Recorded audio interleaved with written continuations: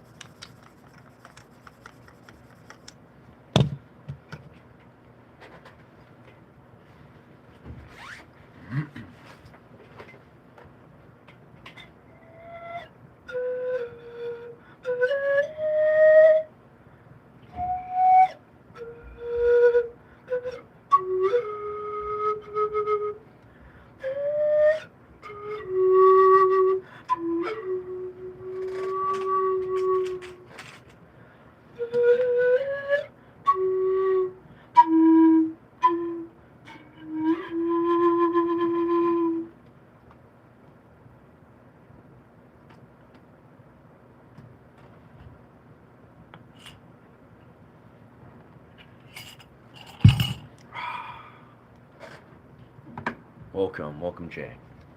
Hope you've been well, friend.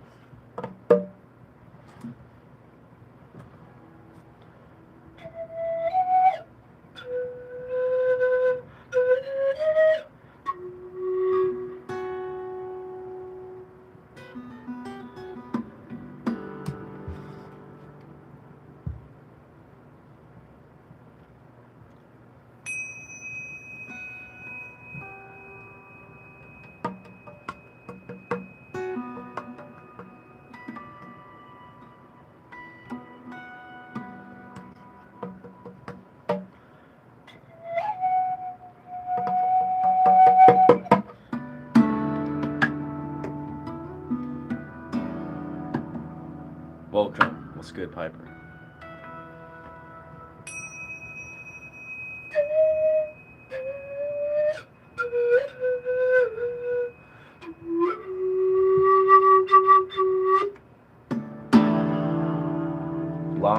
Lots is sup in this reel. Lots has been sup, truthfully. Lots for the better, for the neutral. Yo, what's good, cats? Welcome, brother. But yeah, I mean, immediately, I've been in this place where I've been sort of orienting my training sort of routine. Basically, I'm doing the short sprints and cold plunges now. Once again, remember to like and subscribe. Yeah. Heck yeah, brother. Couldn't have said it better myself. But yeah, reality is. I think I need water. But yeah, nah, I found myself re-engaged the last 3 days in my short sprinting and cold plunge routine, which has been beautiful. It's been very organic, very easy to transition into. But I've also been telling myself I desire to actually basically reinstate or re-engage this almost strength training, mobility, calisthenics training, which I do, 2 to 3, sometimes 4 days a week. But I actually had this thought where I was like, what if I just normalize doing shorter sessions that I do, say, 6 days a week, just to show up and engage.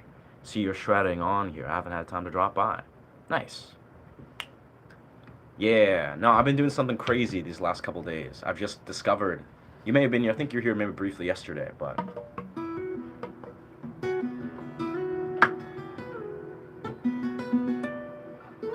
let's plug in, actually. Let's plug into Ableton. Nah, but I've been discovering this beautiful percussive element. That's kind of where, this header for this stream was inspired. Just talking about rhythm. Really, I've just been enamored. I just told myself randomly, I was like, let's just play fully into the dimension of rhythm. Like, what would happen if I just focused all of my energy on developing rhythm?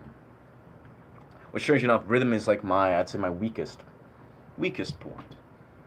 Like I obviously don't have a, I have a decent understanding of rhythm. I'd say a strong understanding, but it's definitely the weaker component of everything that I do. So what would occur? And really cool stuff happens. Boy, dropped in for that. Can you please play the greatest song of all time? I don't know how to play that song, dog. If you're talking about Tenacious D, but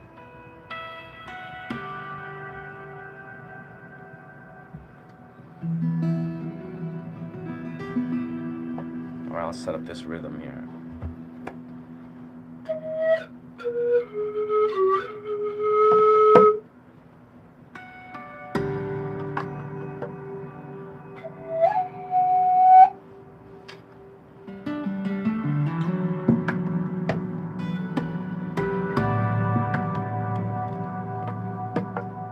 Let's see how I can set this up.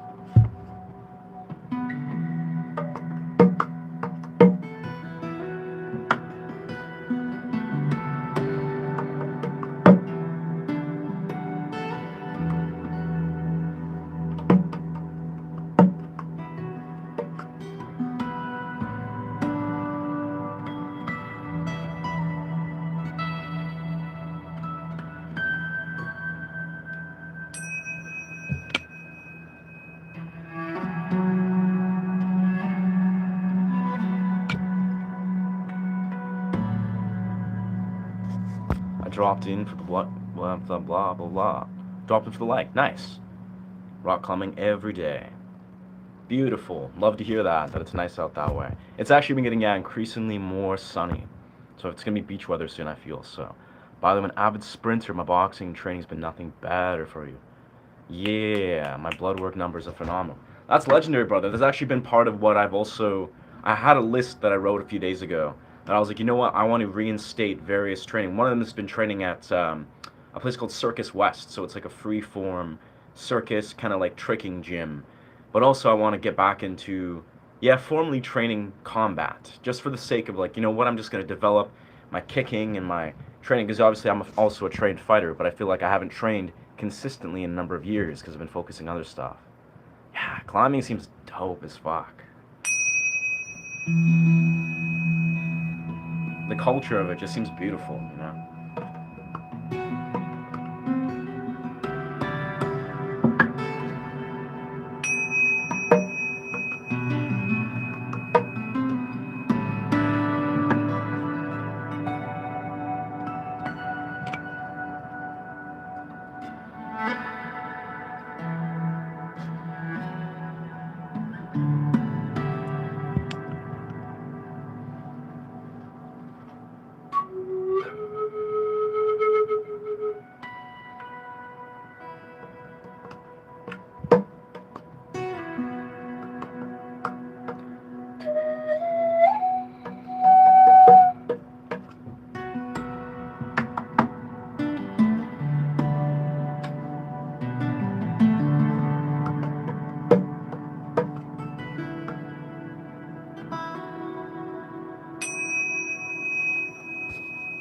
Been live for the lucky live by the Metacomet Trail. Beautiful, yeah, I live, that's kind of a huge part of why I'm doing my cold plunge routine is, yeah, I feel so blessed to have a forest trail 5 minutes from my house. It's pretty dope. Edit myself in regular speech, talk like a grandma sometimes. Yeah? I think talk to speech, if you're doing that, you know, speaking and to get your text in there faster, I really think that's a brilliant idea for this stuff. Yo, what's good? What's good, brother? Welcome back, dog. Yo, rock climbers are such a chill group of people. Yeah, honestly, yeah, it seems to be like a very diverse group of humans. Very disciplined, very focused. You know, you got to be very focused, clearly, and strategic thinking when you're doing rock climbing. For fighting training, try doing Norwegian 4x4, but do it on the stairs. Legs will never get acid buildup more once you have proficiency. Interesting. 4x4, like interval training, kind of. Interesting.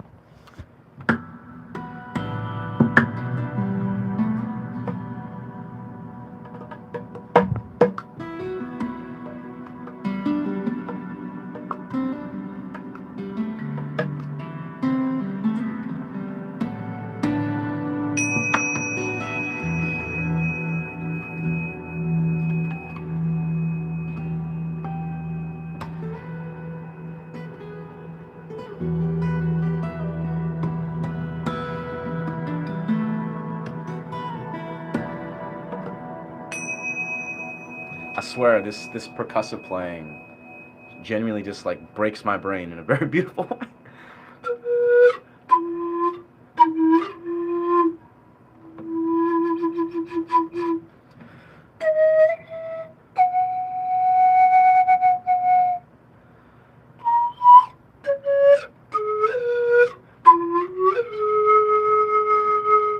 Yo, I've been to New York City. No, I have not actually. Though I know, I think it might have been you, but someone was commenting about they're from New York, and I was like, really, I was like, man, that would be legendary. Like, I feel like I really love that kind of like rich, like city subculture, but it's like, I don't even know how to describe it. It's like a thriving, unique subculture. Kind of like how Vancouver is, but of course, completely unique. Yeah, that's dope as fuck. I feel like the States has some really beautiful continents, I guess, is like that are just similar to how, the lower mainland is in British Columbia, but it's more focused on live music culture, which I really respect. That's kind of something I've gathered.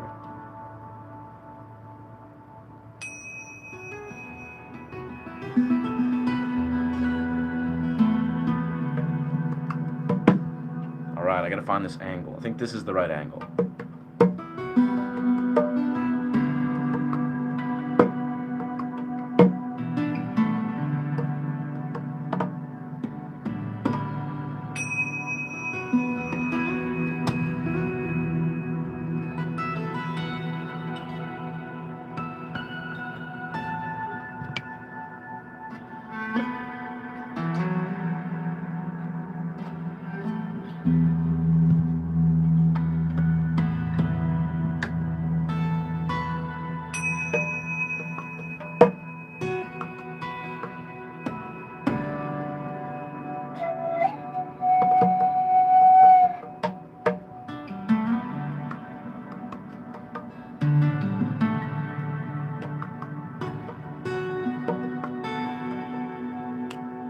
I gotta find, this is the key, is like I feel for this percussive act. I gotta really find this like wild rhythm. This music scene is live, nice. Especially with AI being so prevalent, more people are being tuning into live shows from local artists. That's beautiful, brother. I can see that. I can see that. There's in Boston called Quincy Market. Yeah, there's quite a few phenomenal busking spots. Like that's part of what I've been really enamored with. That part of what translated into me falling in love with the busking scene and developing this channel was just the potency of the musicians, the passion, the love for live music in certain busking subcultures. That's actually what I realized. I had this strong epiphany the other day. Um, in the near future, once it gets warmer, I'm definitely going to start just recording live streams and doing, of course, just long format recordings where I'm just busking. I'll literally just be doing this, like recording, doing this exact act I'm doing with like a nice, beautiful Blackstar fly amp, but I'll be chilling in like random busking spots and parks just to create a very unique dynamic. It's like I think people are more intrigued. Say if you're watching a long format video, you're like, I'm gonna watch something on YouTube, and then you see someone saying like, oh, I'm chilling doing live improv, but in a park or in a community hub, where there's real people, real interactions. I think that's just magic. I'm really attracted to that myself. Like, I would really be stoked on that kind of content. Ashay, do you have music on all platforms? I do not. I do not. Yeah, I'm in the process. I've convinced myself what I'm going to be doing is, because in truth, I can juggle recording some songs. Like I can go through the process of trying to master and studio record, and I'm pretty good at it. Like I'm definitely like pretty decent at the process of recording music, because a lot of it just has to do with me, having myself prepared, being able to improvise, being able to create and compose. But I think what I'm really going to do in the near future is like for the sake of being like, all right, if I want to release a bunch of music on Spotify or SoundCloud, I'm actually going to just invest in studio space. So once I'm receiving like YouTube paychecks or receiving, actual monetary income from YouTube, which obviously going to happen the next few weeks, that's when I'm going to start, I'm going to say drop some money on a studio space or invest in, say, a friend, because I have a couple friends that are really good sound engineers, and I'll go and sit down in a studio and studio record sound journeys, original songs, like all the stuff that I do, improv, composition sessions. I'll do that paying it through a professional studio with a sound engineer. So I'll be like, all right, word, I got an hour, I got 2 hours where I'll invest and have a studio and a sound engineer master everything I'm doing. Because I think it's a lot and it's very inorganic to try for me to try to do studio quality mastering myself. Where I have friends, some of you would even just do it for free, I imagine. I could literally just hop in a studio and bring, my equipment, do my gear, do exactly what I do here. I'll probably do these studio sessions on live streams and I'll pay for studio space. So it's like part of the incentive. It's like, I remember when I was busking a lot, I would actually have that idea where I would like throw out the idea that I'm just saving for studio space. It's like donate or tip, when I'm thinking, because I'm trying to save for studio space.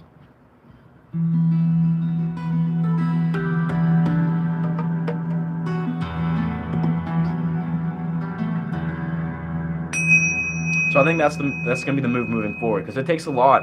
It takes a strategic, I think, approach. Eventually, once I've been in the studio enough, I have friends that have showed me the process. I'm very fluent at hopping in the studio. Then I think I can take some of those tricks and perspectives and apply them so I can release professional quality stuff myself, like very easily.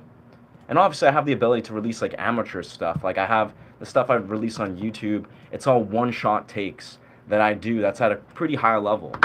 But yeah, if I'm talking about like releasing stuff on Spotify and SoundCloud, where I want to throw out to the masses, I want it to be really refined. It just seems, honestly, bro, it just seems like the easiest path. It's like, I'm not a sound engineer.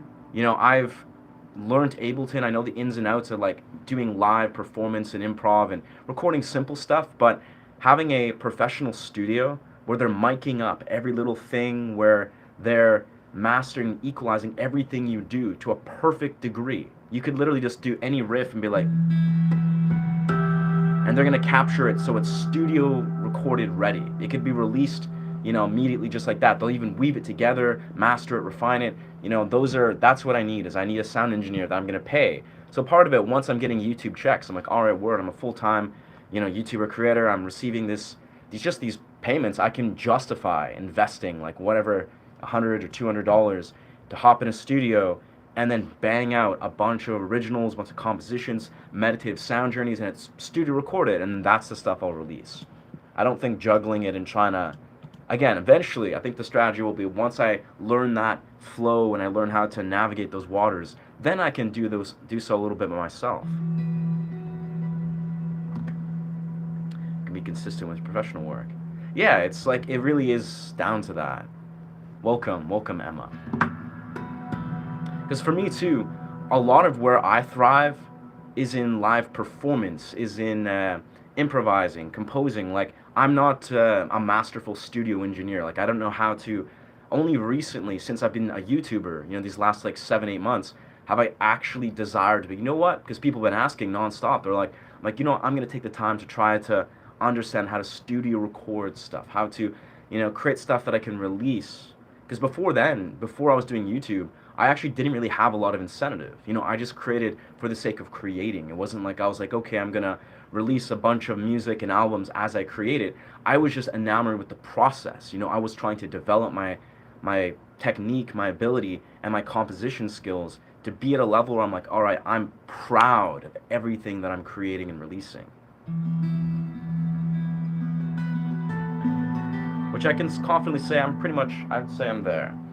It can always be better, but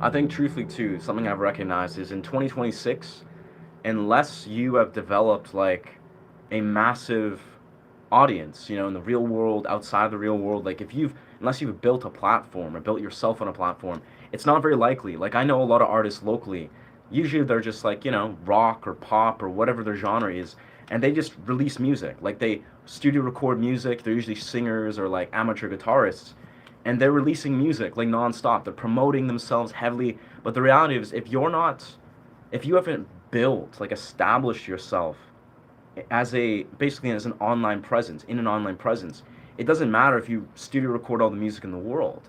You know, it's like you have to unlock basically how to deliver your high quality music to the algorithm. And it's interesting because it's again, it's like I'm personally not very focused.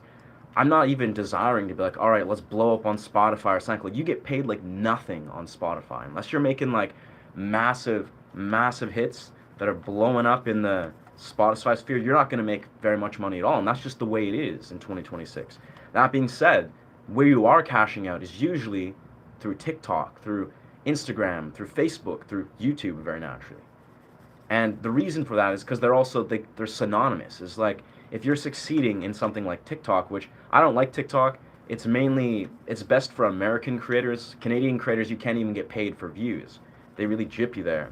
But if you have obviously a massive following on some social media platform, you can immediately direct your audience to your creations, and it's not the other way around. You can't just, you know, release music on Spotify and hope that it's going to blow up and then you're going to grow an audience. It's like you got to actually go through the process of connecting with your community, growing an audience, putting yourself out there, like putting in the work. I think it's the best way to do it. Like in 2026, you can be your own, you know, creator, your own enterprise. Like, you yourself can grow your own brand. You don't need a record label company. You can if you desire, but it's like with a community of people, with community in your real world, with community building skills, you can succeed, you know, in your own right. Without any of that, it's kind of like you're kind of going against a very intense wave.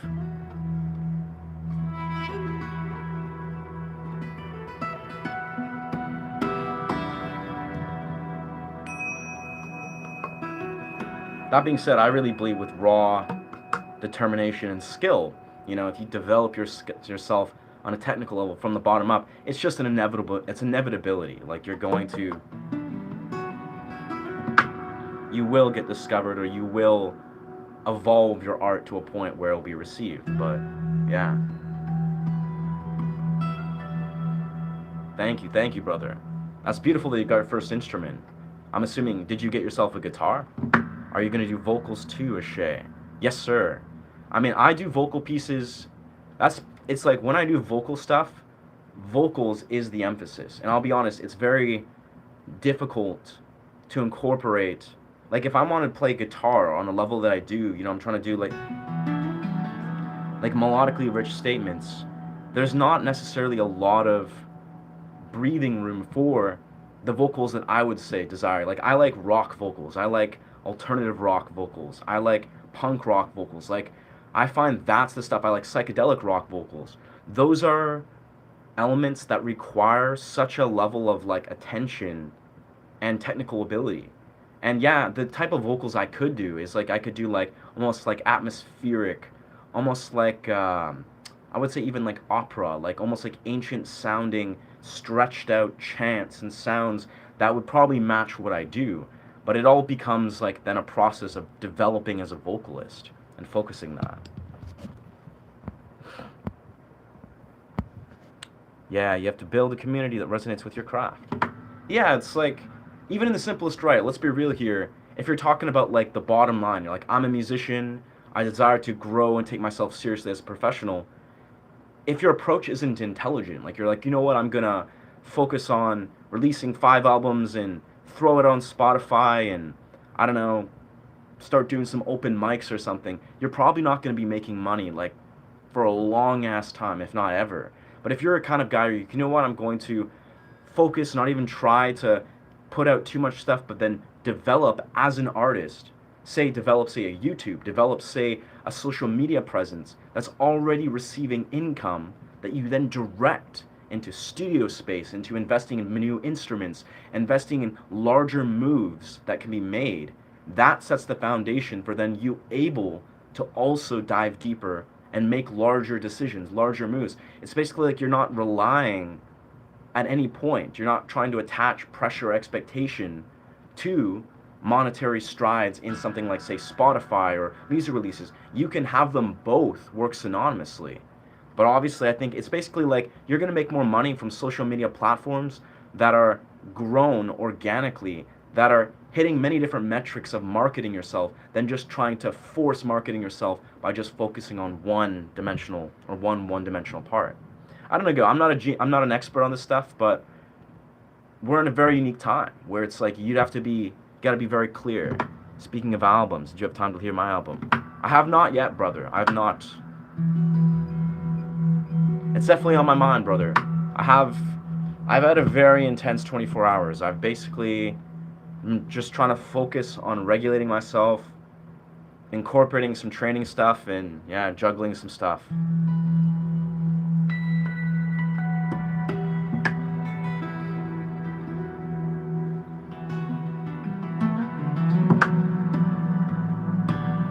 Yeah.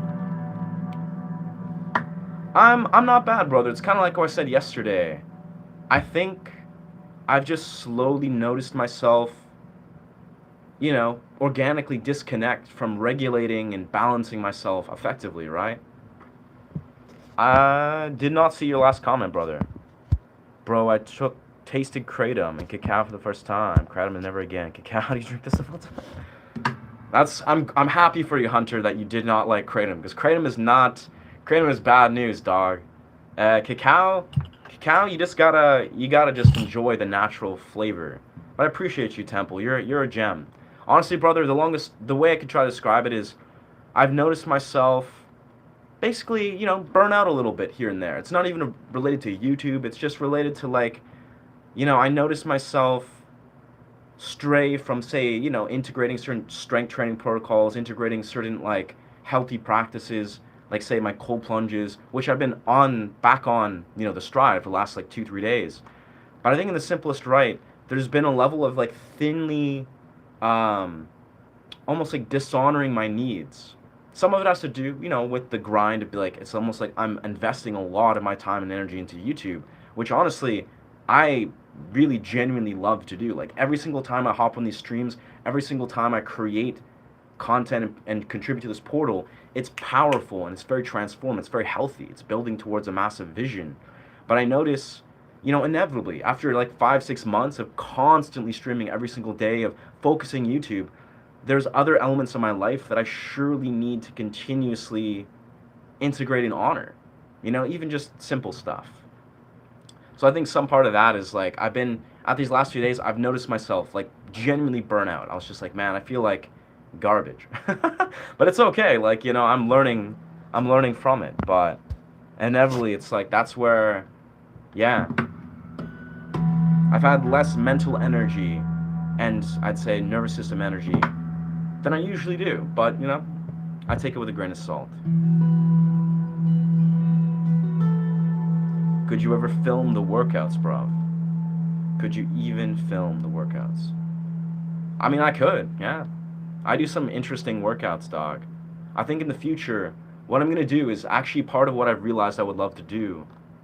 Thank you, brother. Thank you, JJ. JJ Bean. That place is tight as fuck. But yeah, welcome, brother. But the idea is that I think part of the direction I'm going is I want to record, very intentional videography heavy. That is like I'm going to do some trippy, cool angles, kind of like the one long format video that I released 3 days ago. But what I'm going to do is I'm going to actually orient it to my entire day.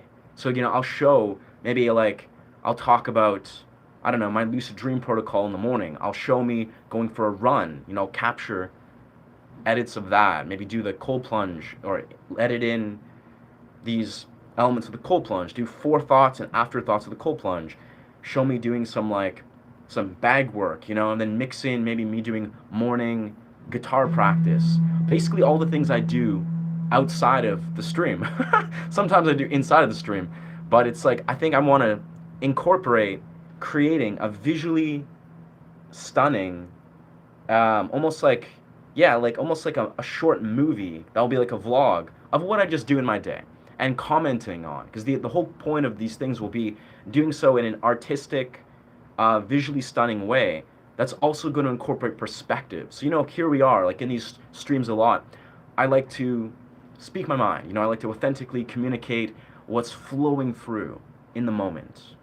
And I think doing so in a more fixed way, aiming this at long format content would go a long way. It's almost like I would create little miniature movies / video projects that would be basically doing what I already do here on these streams, but I would throw this as a content with a lot of intention.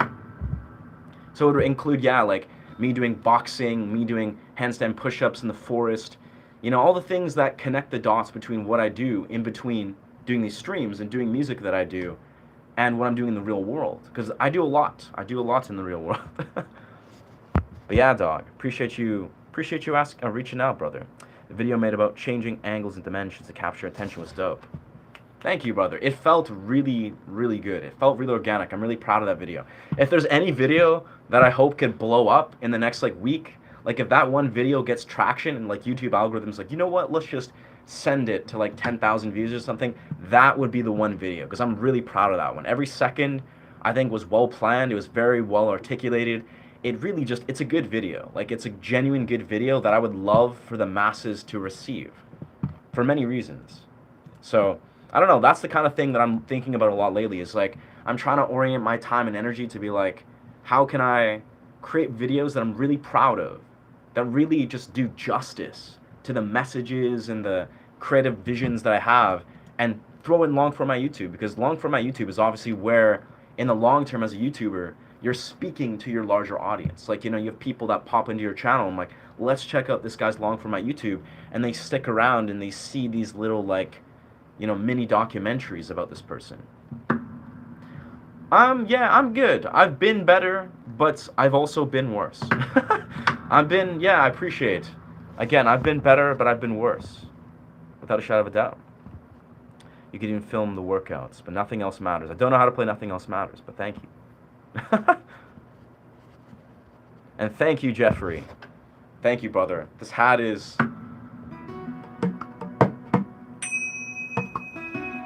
This hat is a part of my soul.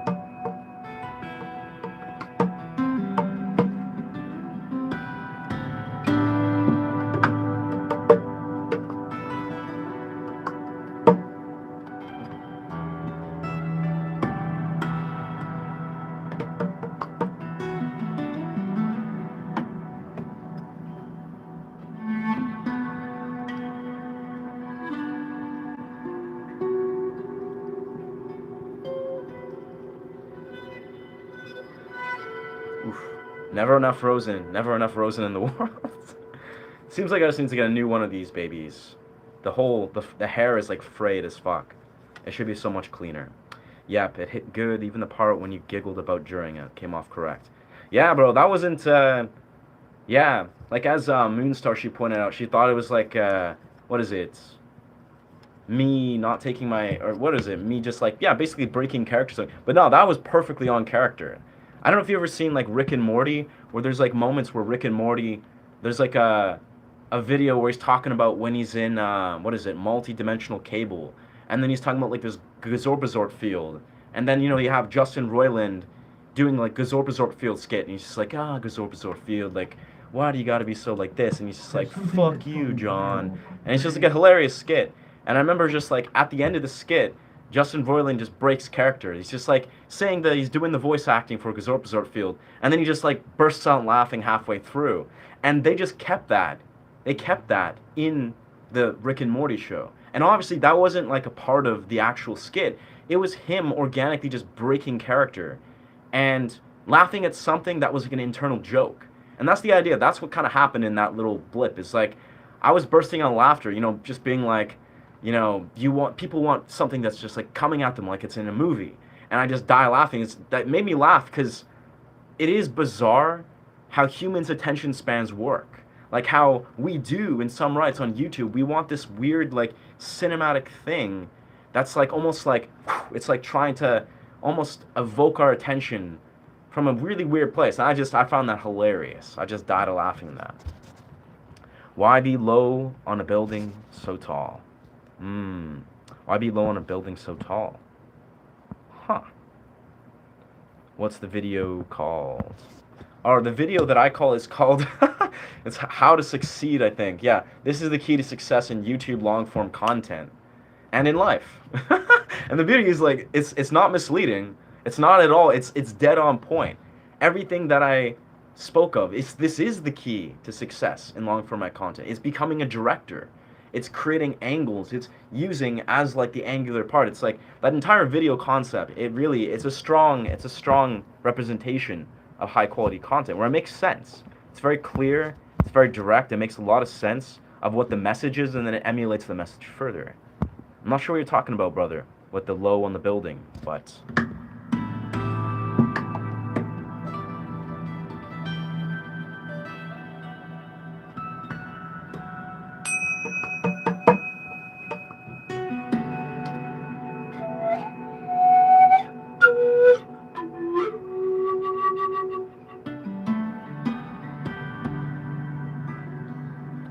all right. I'm gonna see if I can really focus and warm up what I'm doing here. I'm gonna flip off the fireplace though right quick.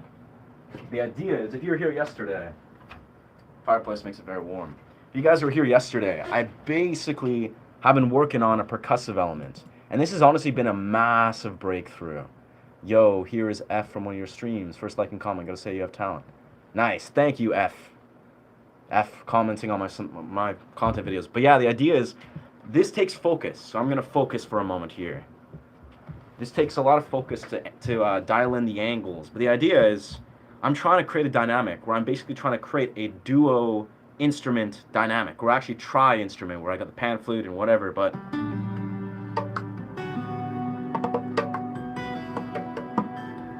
the idea is I don't know if you guys have ever seen artists like John Gom or Grayson Earhart, right? They're acoustic percussive guitarists, where a lot of what they do is they'll play like songs where they're going like they go 1 2 tapping with one hand, and then they'll use maybe this offhand and they'll slap somewhere like right here on the guitar, or maybe they'll go like, they're basically doing it so they're creating the illusion of a secondary percussive layer with the guitar. And what I've been trying to do, and I've actually did this successfully a lot yesterday, is if you angle something like this, like a miniature djembe, and you learn to dial in like this.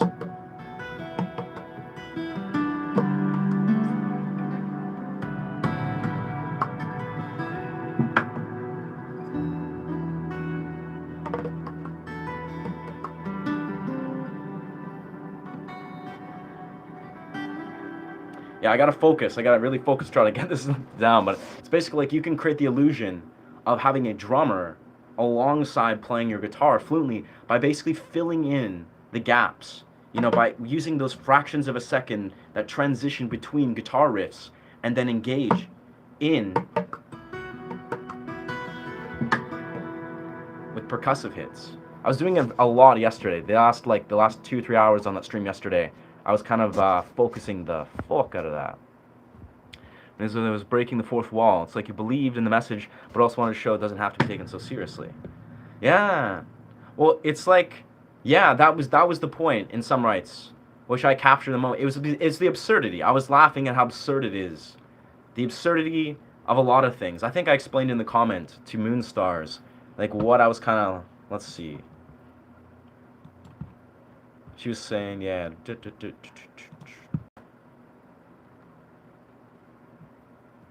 I think it was in the shorts. Yeah, in the short that she commented something. But it is this way. It's like, if you just, let's see. Yeah, there was a lot of comments on this one. A lot of comments here.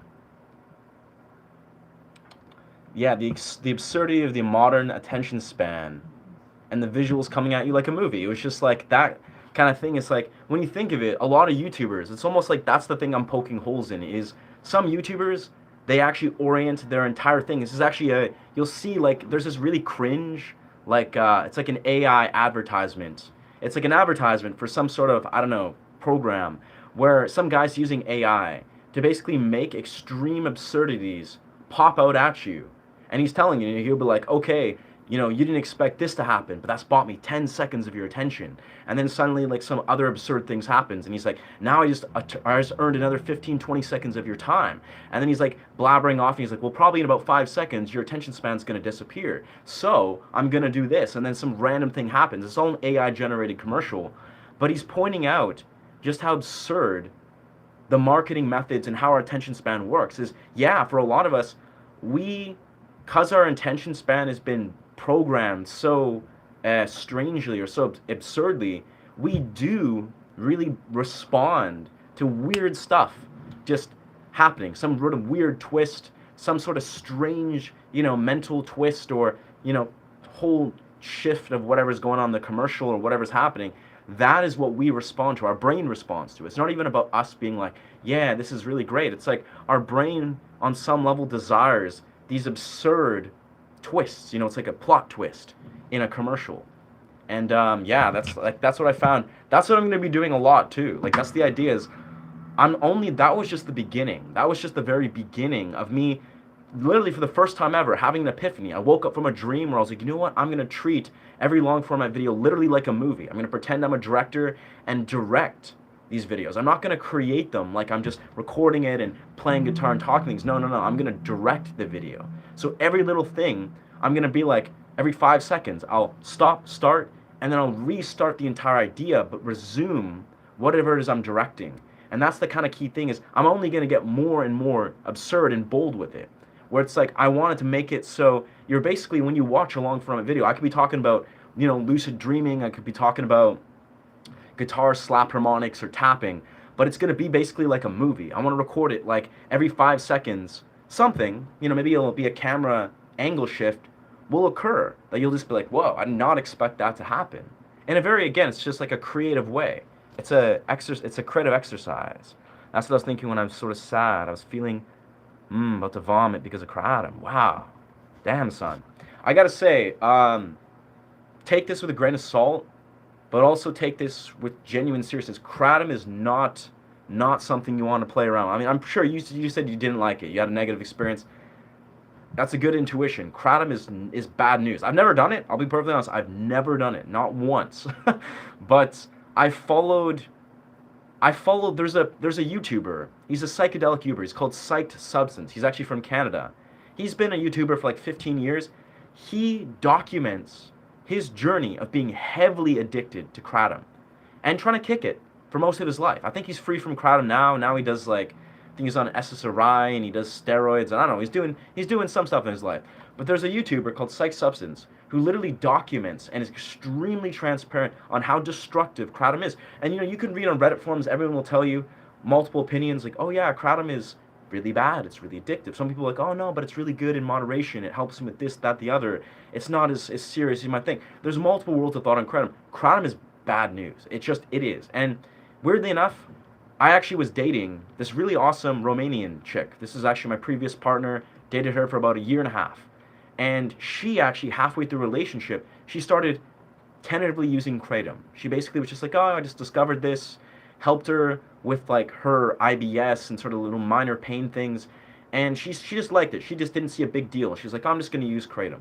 And yeah, honestly, through the betterment of our relationship, I exited the relationship for various reasons, but I could see without a shadow of a doubt that her ability to understand herself and perceive various things was shifted from using kratom. It's almost like slowly, bit by bit, she was organically becoming addicted to kratom. And I don't think she really minded. She didn't really care a whole lot. Because, it's like, it's apples and oranges. Sometimes people can justify being like, yeah, it's like kratom, it's helping me more than it's hurting me, and what's the big deal? I don't have the self-awareness to discern this, so we'll just write it off as a neutral thing. But long story short, I would not recommend kratom at all. There's better ways to receive whatever kratom offers you. But yeah. Oh, you're sick. That sucks, dog. Yeah. I like the direction from your long formats. Appreciate you, genius. Appreciate you. Rock talk. Well, we can only assume that he's not talking about rock music. Rock talk is clearly about a different kind of rock.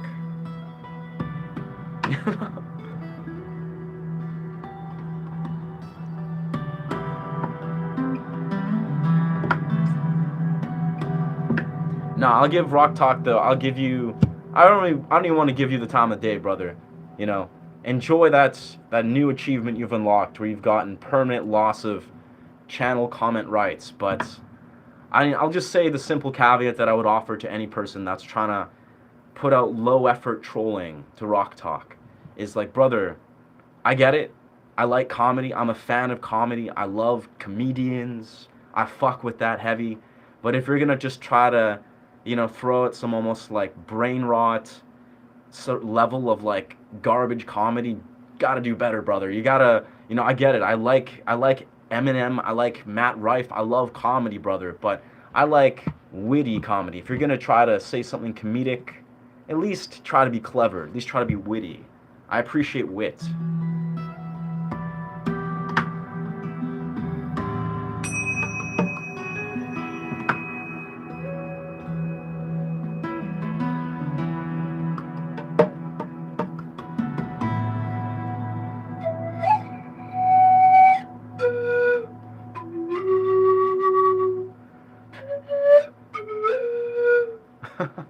As I was finding, yesterday, this act, it really requires a lot of like focus. Like it's almost like I love to talk and chat and monologue and dialogue, but it's funny because part of what's the beauty maybe for you viewers that just want to hear me like rock out to some crazy dope percussive sound, this takes like genuine focus. Like if I'm not like really focusing, like even if I'm not on a stream, I gotta like really focus to do this percussive act successfully. Can you play one of Marston's songs? I mean, no, I love Marson, but I absolutely cannot perform Marston's songs. Bro, Marston's songs take a long time. Like it takes a dedicated chunk to like do that. And honestly, I don't know. Marston's a beautiful gem. I love him as a guitarist. He inspires me and influences me. But yeah, I've yet to go on the long quest of trying to break down and learn to emulate Marston's style. That would, yeah. But we love Marston. He's a gem.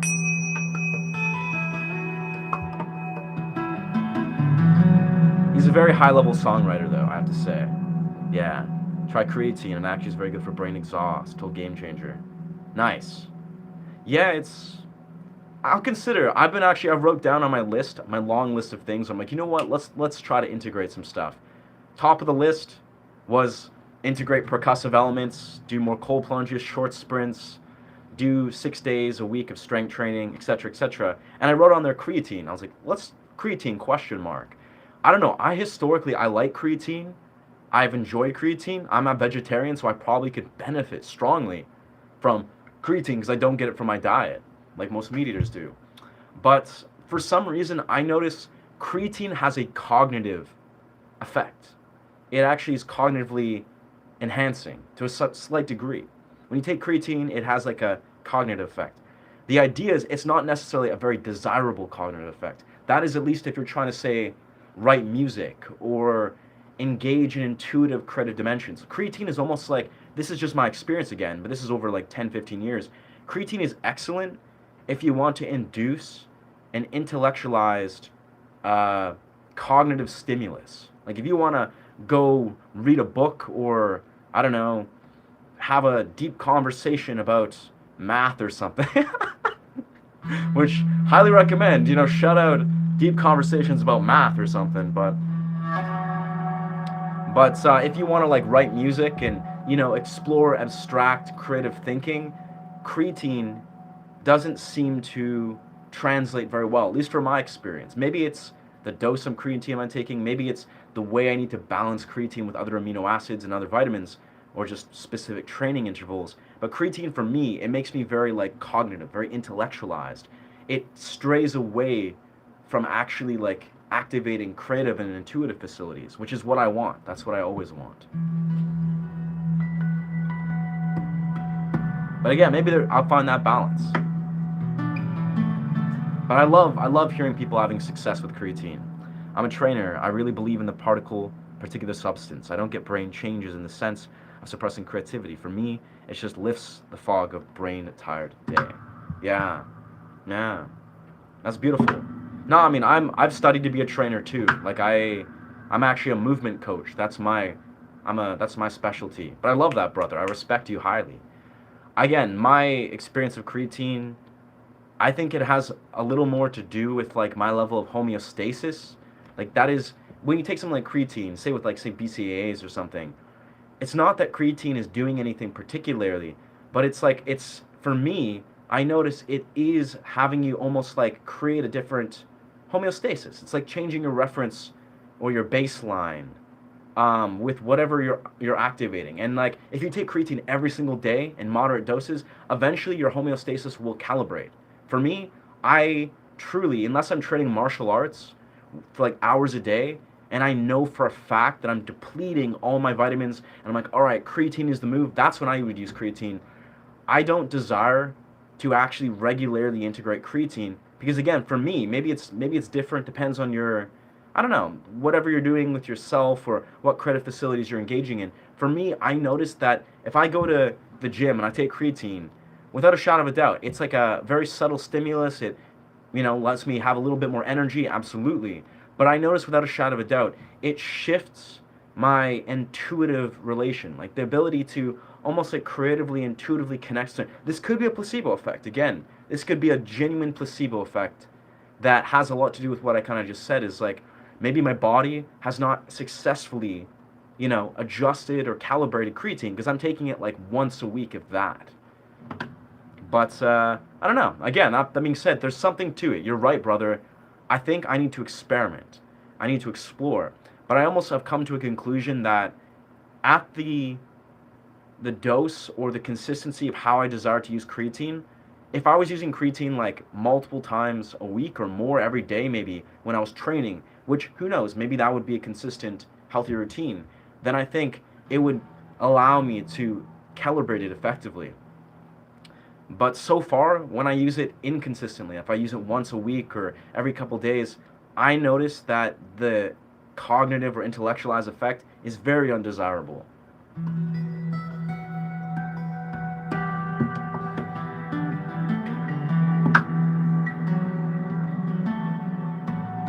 But I don't know. Yeah, I'm open. I'm open. I'm open, brother. That could be the difference, Ryan. I'm training very hard day to day, so my natural stores are more depleted. Yeah.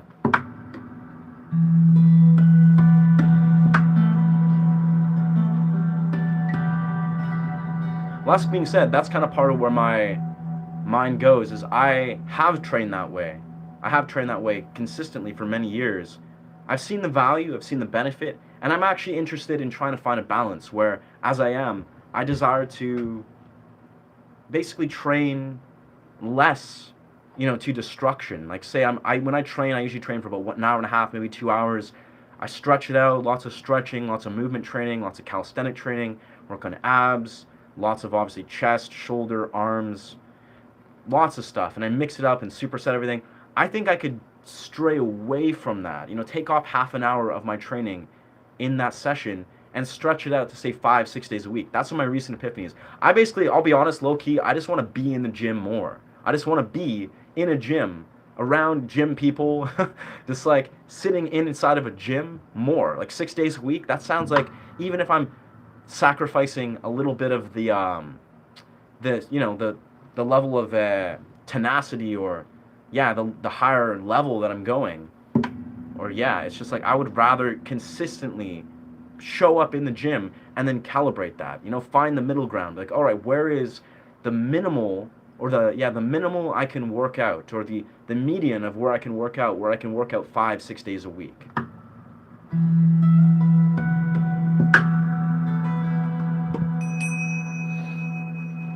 But I don't know, yeah.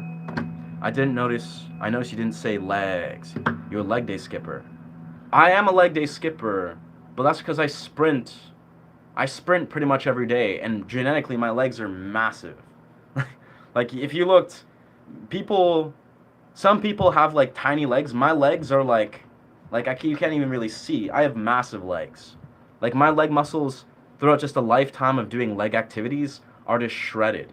But you're probably right. I could probably do back and sort of certain leg exercises. But strangely enough, again, genetically and just a lifetime of me doing like leg focused training, I have massive legs, and they're not losing anything from skipping leg day. Whoa, harmonic minor. A pausa. He's just hanging out with us. Oh yes. Hey bro, don't take this negatively. You think you're getting addicted to the attention? Not at all, bro. Definitely not. I guess you got triggered. Honestly, bro. Yeah, it's there. Thank you. I guess I don't know. YouTube or admins had to remove the comment. I didn't remove your comment, but a pausa. Now that I have your attention, because you obviously don't understand the nature of this, because I don't think you're my target audience. No, brother, I'm not. I'm not addicted to attention. I actually, Benny writes, I don't desire any attention. I'm growing a brand, a YouTube channel. I'm literally on the grind to gain 4,000 watch hours. If you knew, I don't use social media. I barely touch YouTube in my regular life. Like, before I focus on YouTube, what I usually do is I'm sitting in the real world. I hang out with my girlfriend. I write music. I spend time in the forest. That's all I do. I'm not even remotely attracted to attention. Yes, I like to create a community because I believe in intentionally forming a community. I'm on the grind to becoming monetized, to become a full-time YouTuber. This is my vision. Yes, this is a higher vision that supersedes whatever, imbalance of like, oh yes, people, this, that. I don't need attention, brother. I live in the real world. I have a healthy community, a partner that offers me all I need. I love my own presence. I don't need to have this. This is for the betterment of this community, brother. But anyways, just thought you'd clarify because you're clearly confused.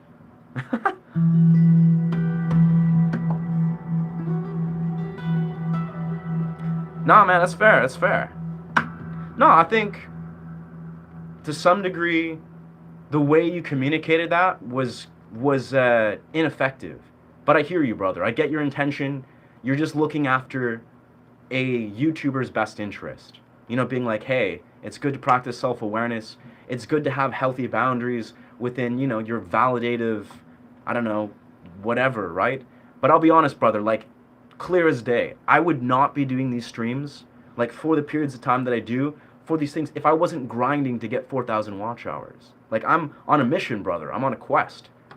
And yeah, once I achieve 4,000 watch hours, I'll definitely have a little bit of a different flow. I won't be prioritizing hopping on YouTube streams. I mean, I love growing this community. I'll be honest, like 90% of this community I've been growing, they're dope human beings. It doesn't surprise me. It's like I've built this community with a very clear intention of who I desire to be a part of this sphere. But yeah, anyways, long story short, I'm desiring to be a full-time YouTuber that's making this my job, and I need to achieve 4,000 watch hours. It takes me weeks of grinding every single day, months of course, but like it's going to take me about 3 weeks of achieving, 50, 60, 70 watch hours a day, ideally, to get to 4,000 watch hours. And I'm devoted, brother. I really would love to become monetized. I mean, it's been an aim, and I'm on that path. Yeah. Not only that, we all crave some attention. Yeah, sure. So not all of us do YouTube and streaming. Yeah. Nice. Thank you, brother. Thank you for expressing your perspective, because you're valid. Like, you're 1,000% valid. There 100% is probably many influencers, and I'm not exempt from it, who are just trying to do this as some sort of, even if they're not conscious of it, some sort of ego trip, where they're just like, yes, like, look at me. It's all about me. It's blah, blah, blah. I'll be honest, brother, I've never in my life streamed. Never before 6 months ago. Never. It was literally like the entire reason why I'm even doing this streaming thing. Now, I've fallen in love with this process of streaming mainly because it's powerful. I feel like the ability to share perspectives, have a platform for communities to talk about important things, to perform music, to talk about music. There's intentions that are larger than me that I'm bringing to this channel. But you're 1,000% correct. There's some people, they don't have a conscious relationship with with their phone. That's something I actually went off in a long rabbit hole yesterday. So I appreciate your perspective, Doc. You're not wrong. You're not wrong.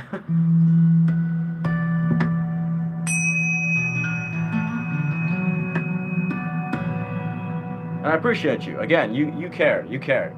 You just want to know that I'm surely practicing some self-awareness and trying to balance myself and not keep my ego in check, which is valid. Like I'm here, my core intention with often how I facilitate this is I'm trying to be a facilitator. I'm trying to create a space that is, performing music, inviting people to ask questions about music, ask questions about philosophies, about, metaphysics and this stuff, where people can have open discussions. Like that's a huge part of what this channel is revolving around. Now, obviously, I am a streamer. I've took it upon myself the last 6 months. So some part of being a streamer is also learning to manage a stream. It's learning to manage a community. It's learning to manage boundaries. It's learning to, send some people on their way and filter through dimensions of this community that I'm like, you know what? There are people in here that do not align with the core values of this channel. And that's kind of part of why I'm so engaged and engaging in this thing. Is I'm doing this to try to facilitate the space. If I just was kind of just chilling back, not trying to be active member of this stream, I think the intention would get lost.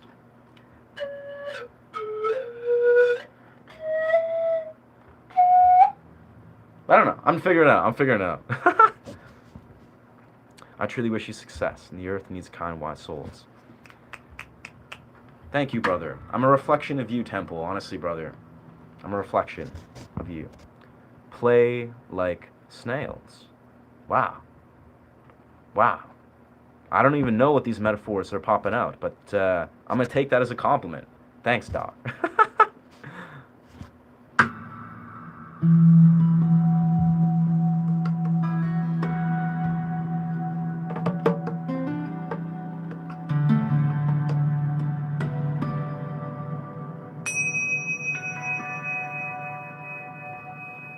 Andrew. Sounds good. I am not an artist. That's correct. I'm not an artist, bro. You It's clear, this is all a ruse. This is all I'm a fraud. Yes.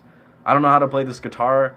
This is all miming. I'm miming everything. Hell, this is I don't want to go as far as to say like I'm AI. That would be horrendous. Fuck AI. But no, but I'm an actor. This is all a ruse. This is all a bit. I don't know how to do any of these things. This is all I'm just faking all of this. Not an artist. You got me. That's you're nothing gets past you, friend.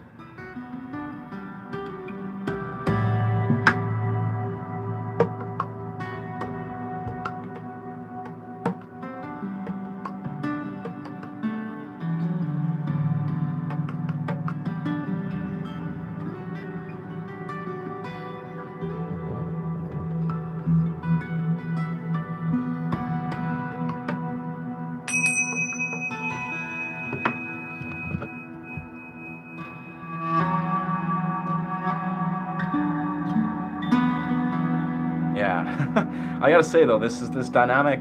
I love it so much. And I feel so strongly about it. It's almost like it takes so much focus. It takes so much focus to do what I'm doing right. And I don't even think I'm doing it very well right now, but I'm trying. He asked if you're an artist like 6 times. Always funny to see the different answers. Nice, yeah. Well, I'm glad you appreciated the answer, brother. I'm pretty sure you don't even have to ask. You don't even have to ask to see if a person's an artist. It's pretty clear usually. But snail means you speak a lot and play less. Wow. Nice. But I know you have talent to play any music. Thank you. Slippery slope, Para. That's a slippery slope, my dog. Because I also to Para, I just don't give a fuck. Like, I really don't. Like, I'm going to speak whenever I desire. I'm the facilitator. This is my stream. This is my channel. This is the whole dynamic. So, you're familiar. Again, I appreciate the compliment. I do know how to play guitar. That's facts.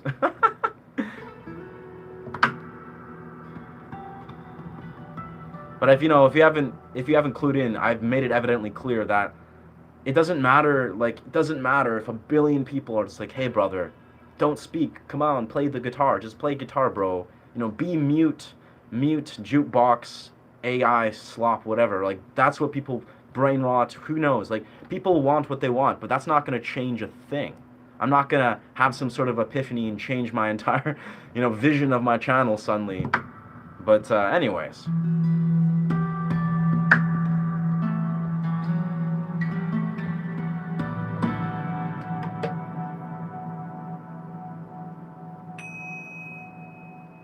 I'm sure like the nature of this will change. You know, if I'm doing these live streams and I have like, millions of followers and I'm sitting here juggling like 100,000 people, there's a good chance I'm not going to do this. Like I'm not going to do this thing. I'm just going to play music. I'll respond to every odd comment. I'll have moderators, mass ban people that say stuff that's irrelevant. But I'm just going to be chilling. I'll be saying stuff that I think is very important, speaking my truth, playing some good music. But a lot of this isn't going to really be present, which is unfortunate because I like to dialogue, I like to monologue, I like to hear people's perspectives.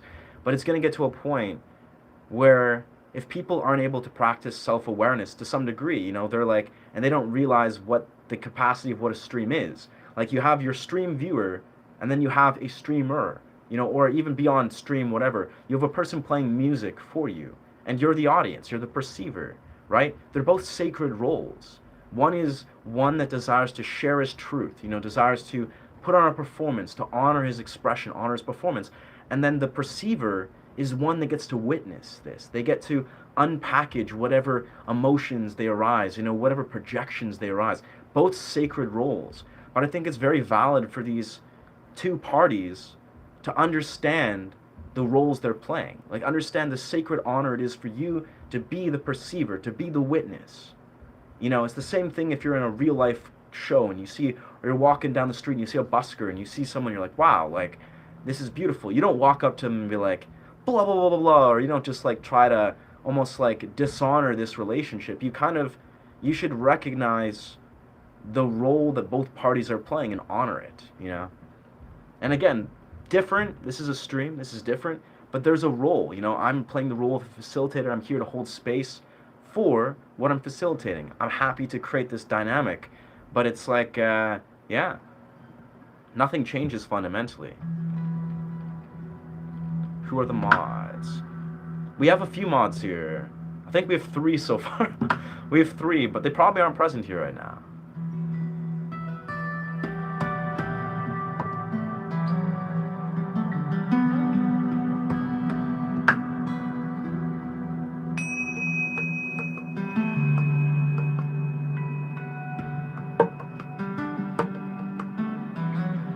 No, that's good, brother. I know, I understand your intention, and Jara, like, I understand both of you guys, you seem well-founded, trust. I like to just use these sort of interactions as launch-off points to discuss the deeper context of what I think is important to see here. Take it with a grain of salt. It's not a personal endeavor. This is how people, this is how you stay objective.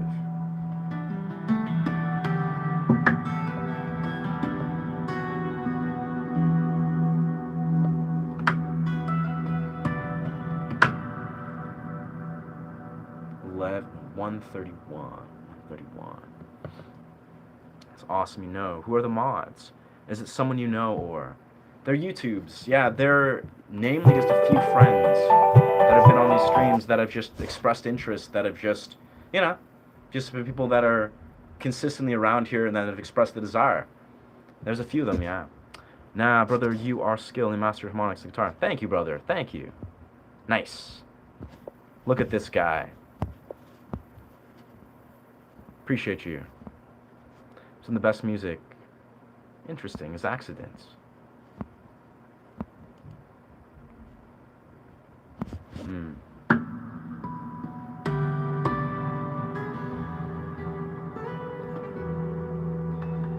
I know, though, something that I found myself discover yesterday is this baby. It's basically capoing the G sharp, so I'm in the key of G sharp. Could you please speak the Namaste, India loves you? Huh. Interesting. So speak the Namaste, India love you.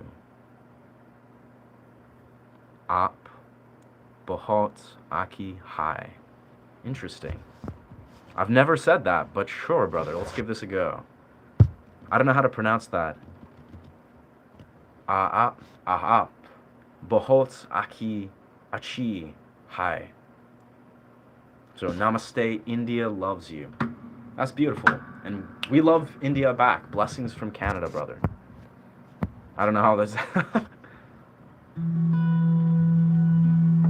People say irrelevant. Oh, that's beautiful. Thank you, bro. Honestly, it doesn't... I could have all the people in the world be like, blah, blah, blah, blah, blah, about relevancy.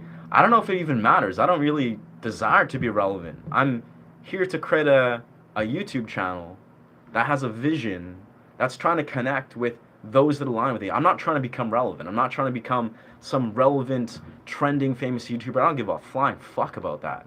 I'm here to attract devoted musicians, free thinkers, philosopher types that resonate with this channel's vision and grow a massive YouTube community about that. That's what's going on here.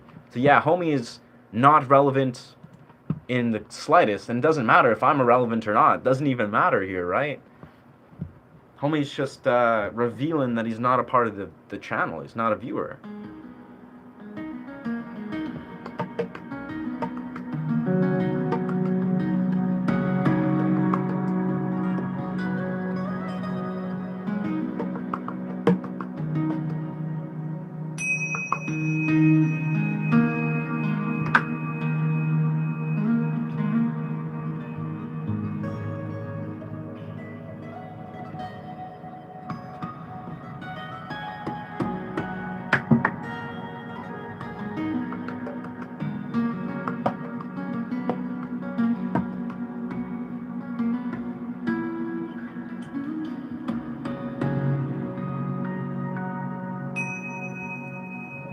Gonna do something here.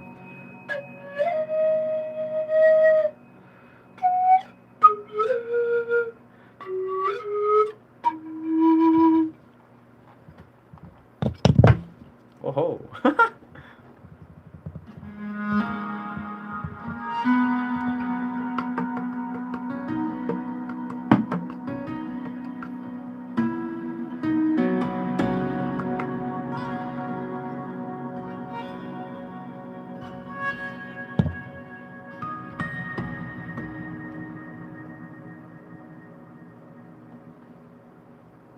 This is probably the trickiest part of this act, is having this tingsha balanced properly. There we go.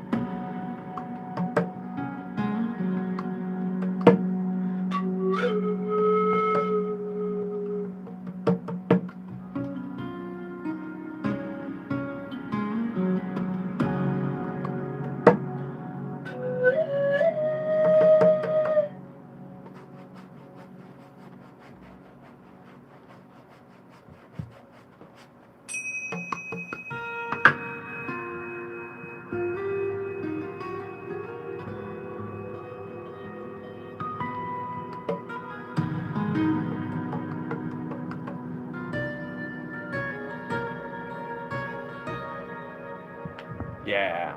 Mistakes. Yeah. Good evening, brother. To everyone, blessings.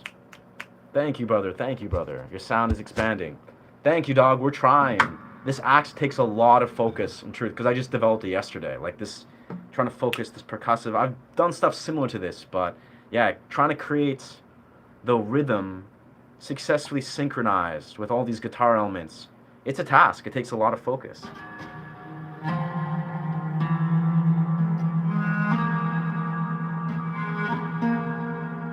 But I'm up to the task.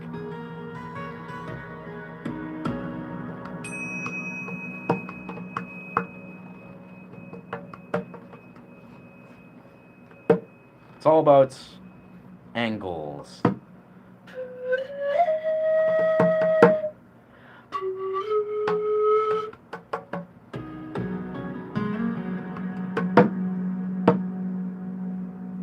And then I gotta, nah, this thing always, yeah, nah, it's getting tied up.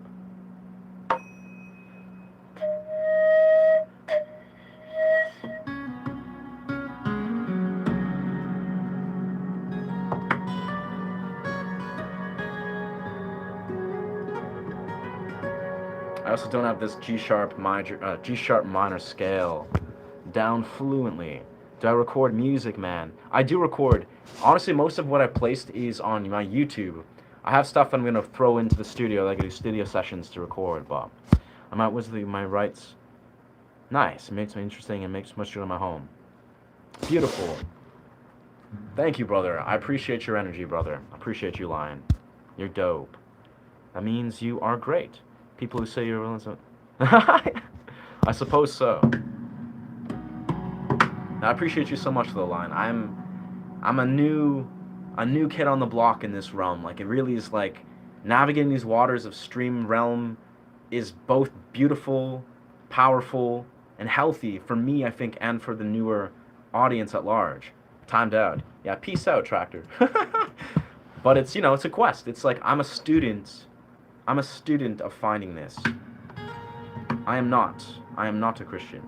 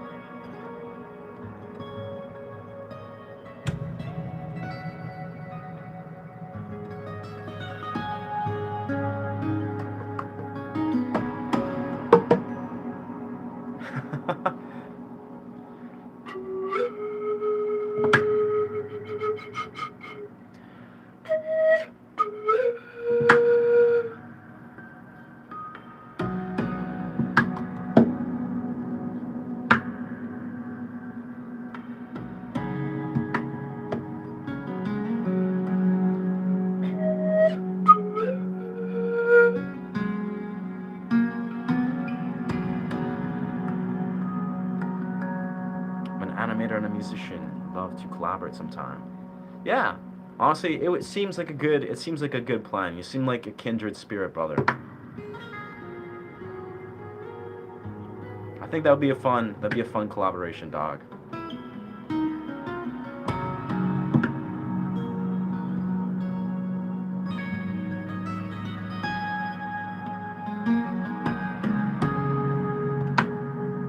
Are you playing original song? I'm just improvising, friend. Yeah.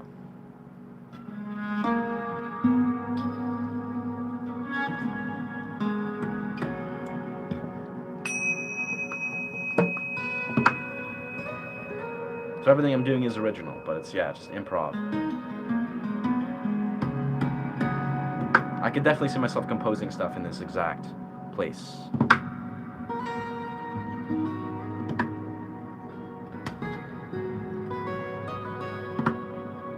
That doesn't seem relevant. What the fuck, bro? Yeah, unsync sequence, not the place, brother.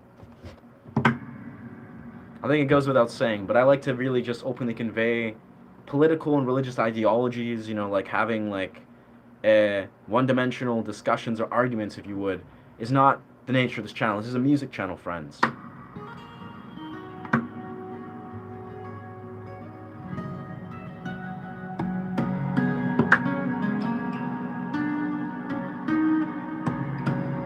But I always find if people ask about, gender's orientation, I believe in good people being good people. I believe in people. I genuinely advocate and am for good human beings. It doesn't matter where you lie on that spectrum of like your ethnicity, your orientation, XYZ. All that is sort of irrelevant. I believe in people that are good human beings. I also believe that doesn't matter of what your orientation, your ethnicity, or whatever, if you're a person that's not a decent human being, that is the underlying importance. It's not about this, that, the other. I don't think people should discriminate based on all these weird different metrics of how we try to discriminate people. Discrimination is insane. It's like people are either, if you're a good person, then that is worthy of, level of respect. It's just like people, I believe in good people. I advocate good human beings. And that does not discriminate. That's not exclusive to any gender or any authenticity or ethnicity. There's good people and bad people in every given dimension. And that, I think, is the importance, right? Yeah, gender's infinite amounts of identification.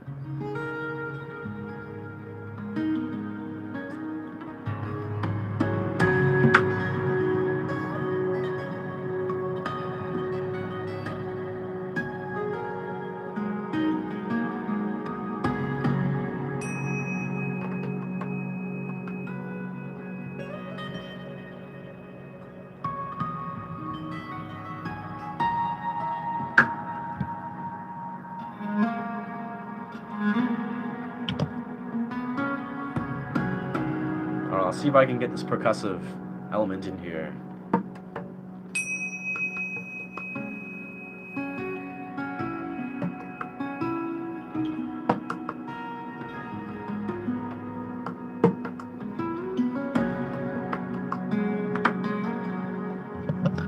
Oh. What's good? What's good? Yeah, bro. They're great and obvious. The answer is 2. Yeah, yeah. Right. 2 is how the answer. Yeah. Politically correct, just for the sake of being nice. Inherent evil is to the core. Is inherently the sake of being nice. I think I'm gonna really articulate further that this level of what's the word? Almost like one-dimensional narratives that you're trying to advocate, that is straying from the core values of this channel. If you're not here to talk about, like, have open-minded, intelligent, self-aware discussions, you're going to be asked to leave. You're going to be exited from this channel. And that being said, I hear you. I hear you what you're saying. I hear your argument unsynced. But I think most of what you're saying is riddled with a lack of self-awareness. You don't even know what you're talking for. Like what you just said, even, just like, I get it. You're making a definite statement. And how most people would agree. And I honestly am not in disagreement of what some elements of what your perspective is. But also, I think you're missing the larger point.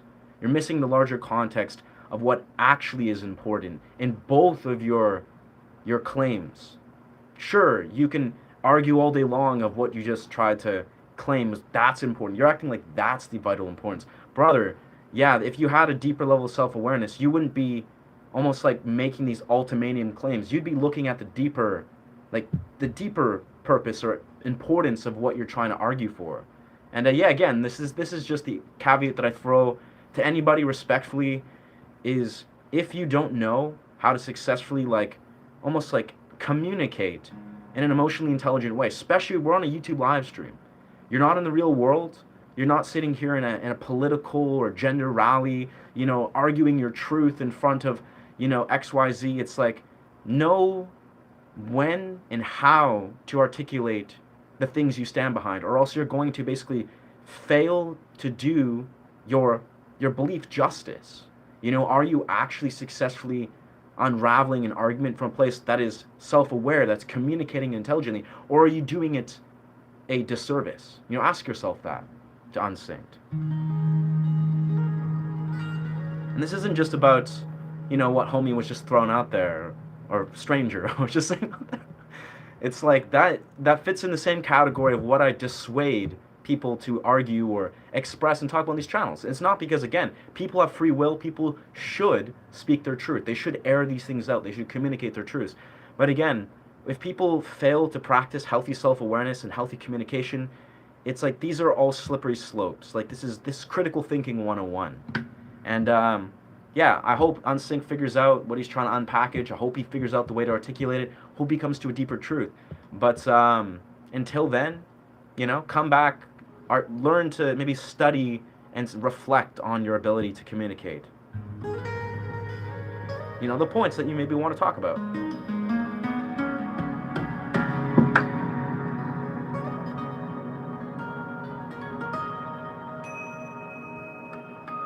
Because I don't know, I'm a student of the mind and communication. I'm all about healthy debates. I'm about argumentative debates. I'm about philosophical debates all day long. Most of my life, like the last 15, 16 years of my life, I am a deep, um, I revere, people that desire to think openly and critically, to have healthy, conscious discussions, to communicate their truth. But being in that realm where when you learn to see what healthy communication looks like, it becomes painfully obvious what unhealthy communication looks like. And it's not like a place to be like throwing salt at people and be like, oh, this person is, ignorant or wrong or right or whatever. But it's like, no, it's like people should learn to exercise communication effectively, and you know, they should be a student of that. Anyways, c'est la vie.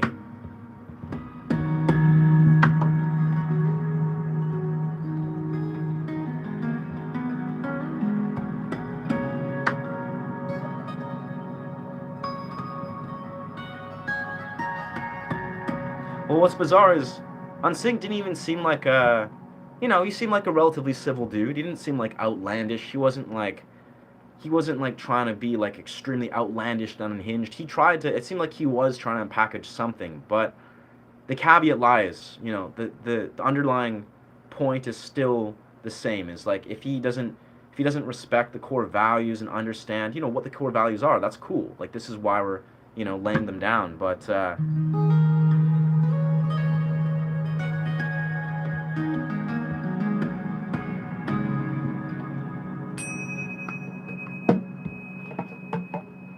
anyway, anyway.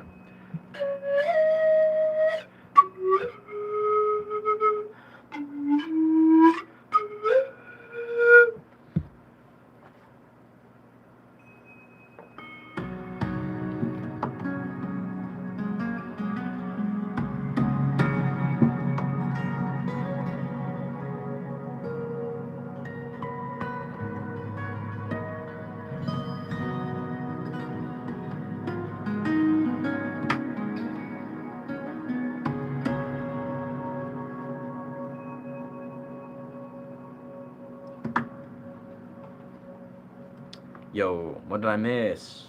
Student of mindful listening. Hmm. Beautiful. Yeah, it's like that's the thing is yeah, like I like that statement, a student of mindful listening, because yeah, brother, when we often communicate, like if you're saying, you have a comment, you have a truth you want to speak, I think it's more important what you are communicating or what you're not communicating is more actually vital than what you are choosing to communicate. Surely both have important elements, but when you're listening to what a person is saying, whether it's respectful, emotionally intelligent, or ignorant, or yeah, just lacking self awareness or whatever, it's more so understanding what people are neglecting to communicate. That's where the larger picture is being painted, is what they are not communicating, or what is basically being communicated and what they're failing to communicate, and etc. So it's like, yeah, I think even in the simplest right, that beautifully articulates that some people, whether just they're a person that's here or there that wants to be present, sometimes people, and I've come to this conclusion a lot, sometimes people don't need to be, they don't need to have salt thrown at them. They don't need to be shamed or banned or whatever. They're not maybe in the wrong, but they need to be an observer. They need to listen. Maybe people that are saying things that they're just like, what, this is what I believe, and it's very outlandish, it's lacking self awareness. That's okay. But maybe they just need to actually exercise the ability to be a listener, to be an observer. That's why I love the timeout function. That's why I love, if we remove people's comments, abilities, this doesn't mean that you're just like cast off. Some people, if they're being hateful and ignorant, they should leave indefinitely. But if a person is like being invited to be an observer, this is a neutral thing. This is beautiful. This is their invitation to listen, to observe, to observe. So, yeah, it's a beautiful thing. Like if people take that with the right intention, they're like, what? Maybe I don't need to comment. Maybe I don't need to like air out this these words or these perspectives that don't really seem to resonate with, whatever they are at, and just be a listener. Be like, let's listen, let's observe, let's absorb what's going on here.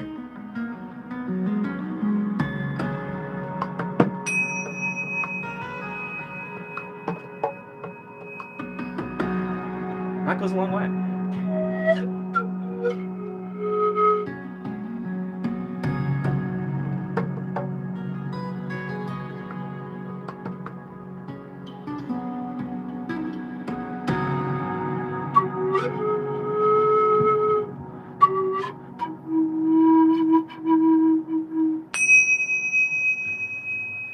And I found myself a while ago, this is kind of a random tangent, but it was like a number of weeks ago. I remember I was starting to manage, thousands of people, whatever. I was getting larger numbers on my streams. And I remember I did a night stream where most of the stream was literally just me meditating. I was in a good state. I was feeling very regulated. And I had this intuitive feeling where I was like, you know what? I don't really want to articulate or verbalize or maybe play some music. I was playing some like very gentle, I think, pan flute, and it was just playing some stuff. But a lot of time, I actually was like thinking to myself, I was like, you know what would happen in the stream? Because I was full of very interesting, like, open-minded people. They were talking about, like, I don't know, esoteric, kind of metaphysical concepts. They were talking about, like, I don't know, just beautiful, mindful practices. And I remember being like, you know what if I just become a listener, an observer of my own stream? Not trying to intellectualize, not trying to give people advice or offer my perspective. And I was like, what if I just sit here and be? What if I just do this? I just hold space for these people in my stream. Now, I can't always do that necessarily, but it was a night stream. I felt like I'm curious to see. And I remember I was just doing some like Qigong. I was meditating, doing some Qigong, doing some contact juggle stuff. And yeah, it just made me realize, I was like, you know what?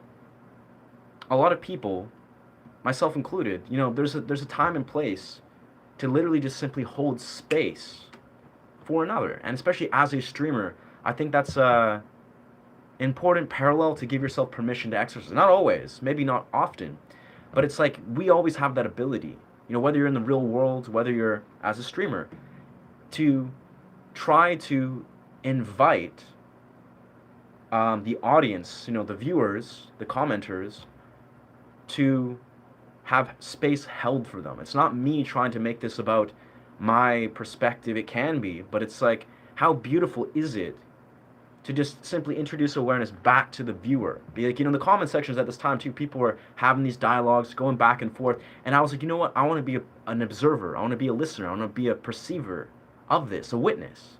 I want to just listen to the comments, see people have their conversations, and not try to intellectualize it, but just hold space for it. Yeah. I found that beautiful. What's up, Temple? Yo. Basically just someone with one-dimensional worldviews. Yeah. You say all that, but you've unbanned for 5 minutes at the same time. Did you really have to do that? You got a timeout, brother. Have you not been here the entire time? The timeout, it's not a ban. It's literally being like a request to take a step back and actually be a listener. Because I'm probably way behind in the comments. Let's see how behind I am. Okay, not that behind. Yeah.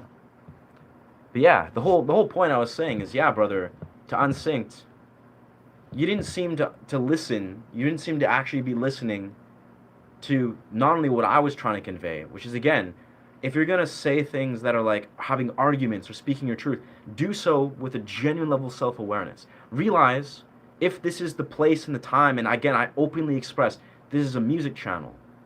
Ideologies relate to usually religion or politics, and you're putting your claims, your opinions, brother, about gender orientations. Do you think putting out a ultimatum claim about gender orientations has anything to do with a YouTube live stream about music? Do you really think that is the place, that is the time and place to try to throw out some argument? And again, I actually openly exclaim that no, that's not the case. This is not the place for that. And I'm not doing from a place to be like your opinion's invalid. Air out your opinion, express your truth, but this is not the place. And that's it's called a boundary, brother. Cowboy music. I can't say cowboy music is the one, brother. Do I believe wisdom comes with age? Absolutely not. It can, but yeah, no spamming. Thank you for your enthusiasm for cowboy music. I love that, brother. But I'm also not not a country artist. But yeah, no spamming. Isn't cowboy music more like the chords, the free? It is. You're right. That's it. Cowboy music is like if I take off my capo here, I'm pretty sure cowboy music is just a major chord with another major chord with a minor chord thrown in there with another mysterious minor chord thrown in there with a very unique cadence. That's what I know.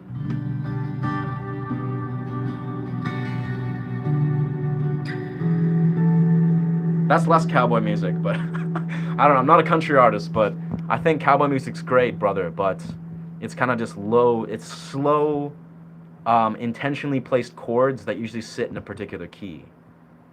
I met children with more wiser. Yeah, that's exactly right. Temple is, I'm 31, and I've noticed my own age and my perception of age fluctuate very greatly. Through my teen years, I remember being like 15 and being like, man, I feel a little bit older for whatever reason. I feel like my focus, my emotional stability and intelligence seems to be a little bit above most people. Not that much, but just a little bit when I was like 15, 16.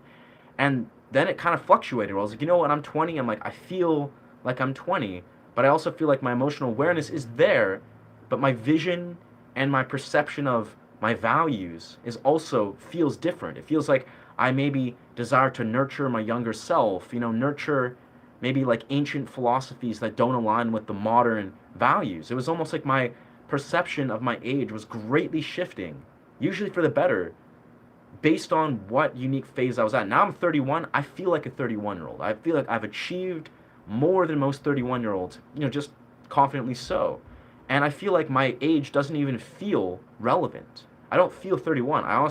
I basically feel like a similar version of my younger self, just am more empowered, more emotionally intelligent, more self-aware. But I feel like many times I can exercise, the ability to just be lighthearted and free, like when I was like 20 years old or younger. And again, you meet many people that emotionally, because this is what I really feel like in the simplest way to summarize. And I remember I articulated this in another stream. We're back in standard tuning. I think the perception of age has a lot to do with how developed your behavioral models are, and more so your psychological models as a whole. Because, the reason why a lot of us, we desire to, you know, understand ourselves or integrate certain things is because we have behavioral models. Think about it like this, right? We all have a behavioral model that we develop, through when you're age 5, and you're age 8, you're age 10, you're age 12, you're age 15, 20, whatever, right? We all have behavioral models that eventually we, grow from adolescent or immature behavioral models into fully developed, mature behavioral models. That's what occurs, right, on a psychological level.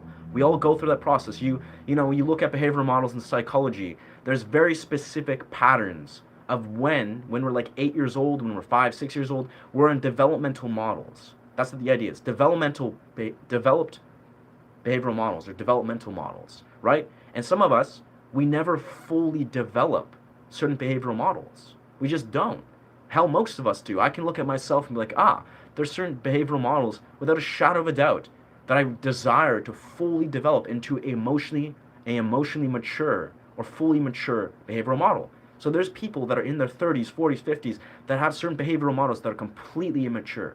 And it's not for the better. Like they're operating out of undeveloped or underdeveloped, adolescent or immature behavioral models. Like that's the fact of the matter. And then there's some people that are in their 20s that have actually somehow achieved like emotionally intelligent, secure, fully developed behavioral models. Maybe not fully, but to some degree. So it's like, yes, people can be in completely different age groups depending on how much they've fully developed. Developed these models that we all have to sort of go through. And a lot of it has to do with, things like communication, things like boundaries, things like, communication, boundaries, I don't know, discipline, all these core values, right? You ever experiment with looping? Yeah, yo, I actually, the last 4 days before the last 2 days, I was doing a lot of looping. That's what I released. One of the songs that I released was from a loop that I did on a live stream. Yeah.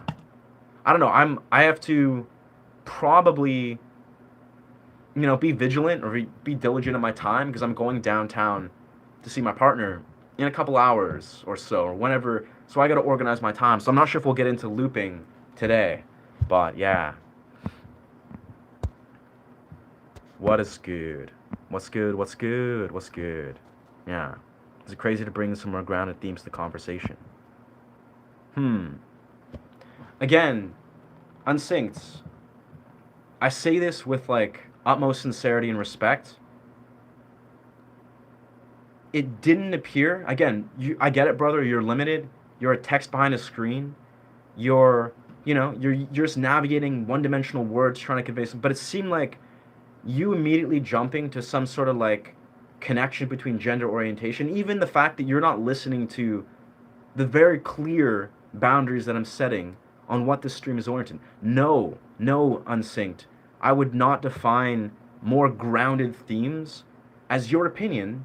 And as you said, gender orientation. You're like, hey, brother, is this gender that? There's two genders, blah, blah, blah. Great, brother. That's not what this channel's about. Like, it's the same thing if a person comes here and spouts a big paragraph about, Jesus Christ or whatever their religious ideology, or maybe they're talking about, the Russian president. These are not ideologies that have any relevancy on a YouTube live stream. That is about music, is about creative expression, things that connect to creative expression, to say being a musician. Like, you realize that's the simplest part, is this channel is about, again, talking about, ideally, if you want to talk about the major scale or, creative blocks, so you want to talk about your process of learning as a musician, or again, if you want to talk about altered states of consciousness, dimensions related to, say, like quantum theory, all of these things are related. Like, that's the bizarre thing. You may look at these things and be like, wow, these are very random, that like he's talking about, I don't know, metaphysical philosophy, or he's talking about Zen Buddhist philosophy and lucid dreaming and the subconscious mind, and then he's talking about, maybe like some minor chords that really flow together. Weirdly enough, they're all connected. They all have a deep relevancy. The core reason I know this is because this has shaped a lot of what I desire to share in this channel. And no, I don't think discussing someone's gender orientation or talking about religious beliefs, those are not things that have any relevancy to this channel. Maybe it has relevancy to you. Go and make your own channel, create your own live stream, go into the real world, have a discussion with your friends or people so you can air out these things and make sense of them. But this is not the place. So, yeah. I hope that makes sense, though. To unsynced. If that doesn't, and that goes over your head, that's okay. But it's simple. This channel is centered around core things. Unfortunately, what you desire to talk about is not aligned with the ideologies of this channel, and it never will be. Doesn't matter how you try to spin it or, treat it, and that's okay.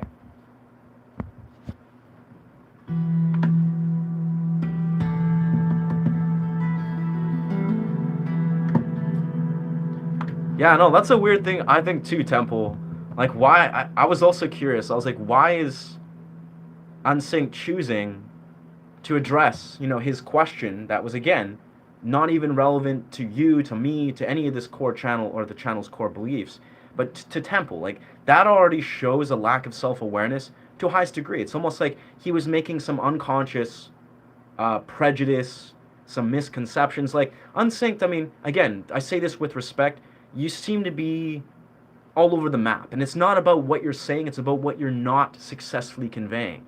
Like, it's like when you, anyways, yeah, I won't take too much more energy into that, but I hope you figure it out, Unsynced. Until then, yeah, you're not going to be welcome to share your perspectives. Not out of, again, you're not being banned, you're not being shamed, brother. I'm filtering out the comment section. I'm trying to really keep this cohesive and relevant to those that desire to comment and talk about things that do have, some sort of relevancy to this channel. And c'est la vie.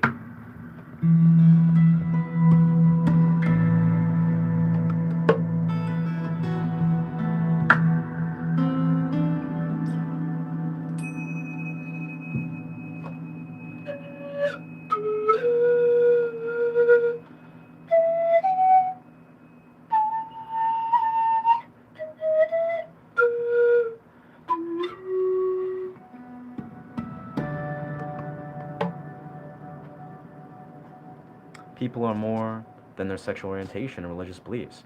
That's exactly that. I mean, that's Living Dead is. I like to lead that. Like, if a person's trying to say some egregious beliefs, they're like, hey, I really believe that blah, blah, blah, blah, blah, about some ideology. Okay, if you don't address that, people mutually, it's not exclusive to their identities, their gender identities, their religious or ethnicity or whatever beliefs. No, it's not. If people are decent human beings, they're integral, they have good values, they desire to be a better human being. If that is the underlying context of who they are, this does not discriminate. You could be any of these orientations, and you could still be a piece of shit, as you could also be a phenomenal human being, and you could fit in any of these categories. So I find it's almost like it's absurd. It's like if people are not addressing the true underlying point, there are people that are phenomenal human beings and that are, atrocious human beings that fit in all these categories of people might discriminate against. That's why I think the discrimination as a whole, that's a pathology. That is a pathology. That's a deep level of ignorance that is projecting something. But again, we're not going to talk about that. That's not what this channel is about. It's more if a person can acknowledge that there's both good and bad people to the deepest degree that exist in all of these little, discriminatory definitions that people shouldn't be trying to discriminate. That's the point. Is a person a good person? Are they integral? Do they practice what they preach? Are they a healthy human being that desires to be a better person, or are they not? And that doesn't discriminate. And sadly, if a person's trying to, project their own beliefs and a lacking self-aware, they're probably falling into a category that doesn't show that they actually are, I don't know, advocating for whatever moral good they think they are. Be perfectly honest, what's beautiful, I'll put the quick summary in all this because this is, it is what it is. This is moral and ethical philosophy 101. And this is also critical thinking and communication 101. All these things. What I'm saying is these are foundational things that are usually required. Like if a person has an awareness of morality to some degree, you don't have to be an expert, you don't have to study these things. And if you understand morality, if you understand ethics, also integrity in there, if you understand communication, etc., these are things that are fundamental. And so if a person is devoid of those basic, genuine, simple understandings of morality, of ethics, of, just an ethical awareness of what a person is or is not, it's like that speaks to a deeper level of fragmentation, a deeper level of negative projection that, I don't know, it's something for the individual to address and to air out, and I hope they figure that out.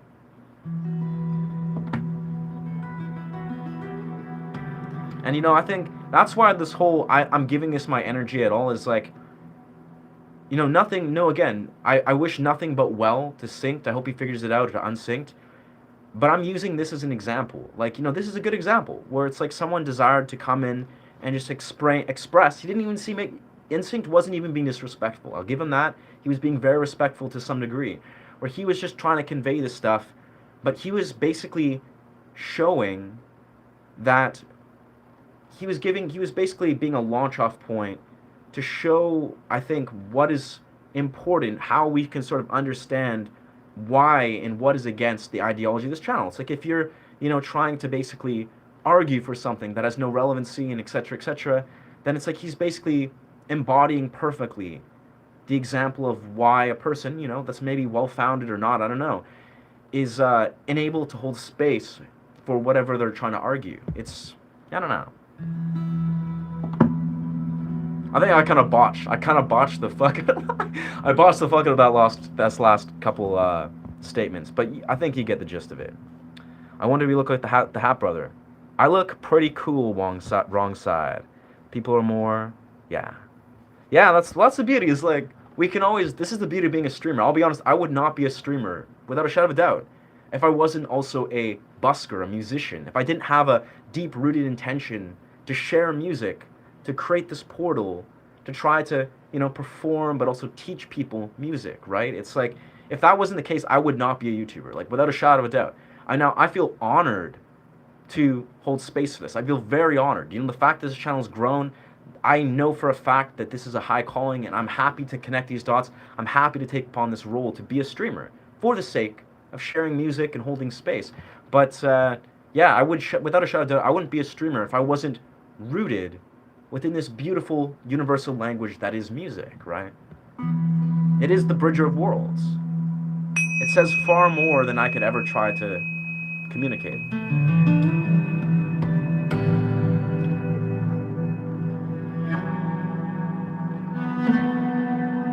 That was a strong attack.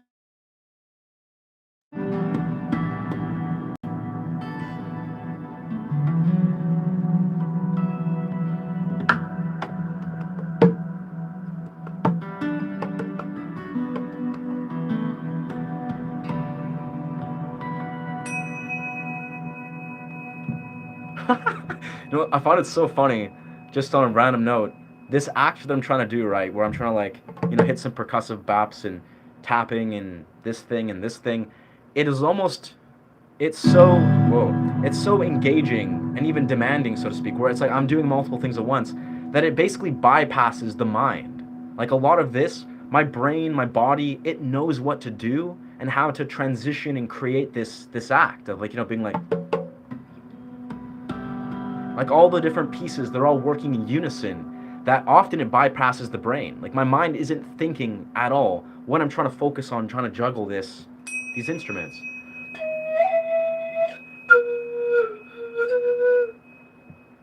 That's the beauty. It's like, I think that's part of what I like about this particular dimension here. It's like I'm hitting this drum and I'm trying to focus on creating a fluent percussive beat. It requires all of my focus. Yeah. Seems like they might have been trying to pick a fight. I don't know. That's the thing is, perhaps. I'm sure on some level, like that's why I immediately shut him down like very fast. Because I felt like it wasn't even like he was very effective at projecting or like creating some kind of like what's the word? Insinuation. It's like the homie, or let's call him the dude, because I don't know if we would call him the homie. Unsynced was almost like unsuccessfully or passively trying to insinuate some stuff. That's what I'm saying. And again, this is where it's, I'm not trying to like attack him or throw salt, but it's in the words he wasn't saying. It's in the communication skills that he was failing to articulate, that he was almost like, if we tried to air out, be like, all right, Unsynced, speak your truth, brother, let it all be, just lay it out proudly, say what you're trying to say. I have a strong feeling that we'd be sitting with a vast veil of ignorance. Like he would probably be unpackaging a lot of weird like insinuations, a lot of passive aggressive projections of this and that nature. Like we can be sure to, a shadow of a doubt, if we pulled those threads, there would be a lot of ignorant shit that would probably be flowing through. Now again, that's a blatant assumption. That's a very blatant assumption. But that being said, you can intuit these things, that when people don't communicate certain things, they're communicating something that they're not saying. And that's present within the era of maybe he's like passively projecting or insinuating or not clearly communicating certain things. So again, maybe that's not what's going on. If you're still here Unsynced, it's all good, dog. You'll figure it out. But the fact of the matter is, I'm kind of under that impression that if we pulled those threads and be like, hey, dog, let's give you some space to air out what you're trying to really say, it would be some ignorant shit. And it's like, I don't know. I didn't want to touch that with a 10-foot pole. As I don't do with many people's, perspectives. It's like, it's not even, this is a neutral entity. It's like, we're here to talk about music. We're here to talk about meditative domains and philosophical bends that relate to these kind of exact domains of music. Everything else, you can go find another stream for. If you want to argue your political agenda or your religious agenda or whatever XYZ agenda, find another stream, find another streamer, please. Because this is definitely not the place. And it is what it is. Like, you will find your streamer. And this is like how I love to kind of like joke about it is, there's brain rot, AI slop, mute, one-dimensional creators. Not to throw salt at any creators. I actually don't even know any other creators. But we're going to assume that there's some weird, unhinged shit that is being held space for in these streams. There has to be. Or else why else would these trolls exist? Like, these trolls are clearly going around, navigating streams, saying some shit, and they're not being held accountable. Not saying, again, everyone here has been dope as fuck. And even Unsynced, respectful dude. Honestly, he was not being profoundly disrespectful. But as, I've seen some people, they're unhinged. There's in some outlandish, weird place where they have not been held accountable. They haven't even had just someone be like, hey, brother, that's not aligned with the values, or hey, that's disrespectful, brother or sister, or whatever. Like, let's just not speak about these things or just be respectful. It's like they're almost like, I'm under the impression that there's some, outlandish places, not even say fitting that category of people being like blatantly disrespectful, but they're airing out ideologies that have no truth. They're airing out ideologies that are just downright ignorant. And if people aren't speaking about these things or speaking out about these things, being like, hey, friend, not the place, you're on a YouTube live stream, not the intention of the channel. If people aren't saying that openly and overtly to these people, they're going to have it in their mind where they're going to have no accountability. They're going to be like, oh, okay, well, go on to the next stream and spew the same nonsense. And that's what, this is important. This is like, again, boundaries 101. This is a communication 101. This is ethical and moral philosophy 101. But anyway, thank you for listening to my podcast. Does your partner play an instrument? She plays a tongue drum. Yeah, she plays a tongue drum. She's pretty good, actually. She's getting into it. Friends, if I may, don't be so dramatic with these situations. Same goes for mods here. You never know where you can find connections, or dramatize or break the connection instantly. Yeah. Sure. I love your disclaimer, Apaza. I love your disclaimer, and I agree. It's good to not take things personally. On the other hand, Apaza, I'll be perfectly blatantly clear. I don't, in many rights, when you're juggling thousands of people, and there are people that are being outlandish, that are dishonoring other people's boundaries, or going against the ideology of the channel, this does deserve a bit of monologue or dialogue. This does. And no, I don't think, this is actually a very fundamental thing that I think is important to emulate is I'm not going to like, basically, what's the word? Like, pretend like I'm walking on eggshells or skating on, thin ice just for the sake of one or two viewers or whatever viewership that doesn't know how to hold space for that. Because guess what? Those people are probably not my target audience. Like, right? If a person's sitting here and they're not seeing the importance of setting healthy boundaries and setting the tone for this channel to a pause, then I'm sorry, brother, those are filtering out people that are not aligned with this channel. Like, they can find another channel that, really fits whatever they're seeking. But if I'm not sitting here bending over backwards for viewers. I really, honestly, I love to welcome everybody indiscriminately. I love to play music and inspire, and if people resonate with this channel, I highly welcome them to be a part of this community. But no, I'm not going to sit here and act like people are entitled to, I don't know, whatever's going on here unapologetically. Like, no, people need boundaries. People need accountability. This is a core part of this channel. So keep in mind, you did a very beautiful, respectful way. I think you're just trying to be neutral with it. But, I don't know, dog.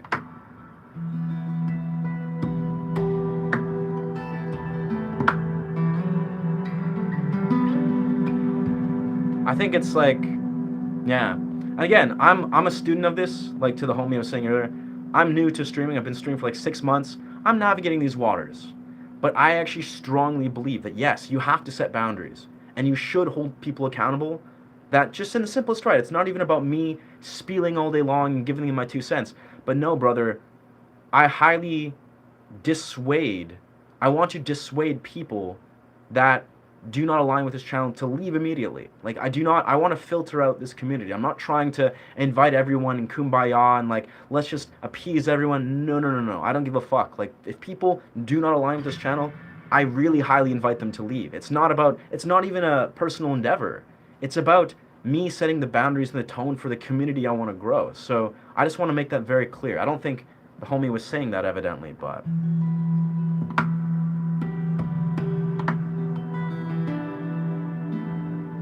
I think he was in many rights, he was just trying to leave a disclaimer. Again, I think APOS wasn't trying to, launch a stance on it that was against anything, but he was just trying to give a disclaimer, being like, hey, polite reminder that you do want to, err on the side of respect and being polite as much as humanly possible. But again, that's where I would push back a little and be like, yes, but the nature of what I'm desiring to grow in this community, also is not going to basically, not have boundaries enforced. It's also not going to, it's not going to not hold people accountable. Like, it's just like, I'm okay with people leaving. I'm okay with people weeding out the random odd person that's like, oh no, this guy's setting a boundary. Like, this guy's letting people know that people are ignorant, that they're not welcome. Like, damn, like, those are not my viewers, brother.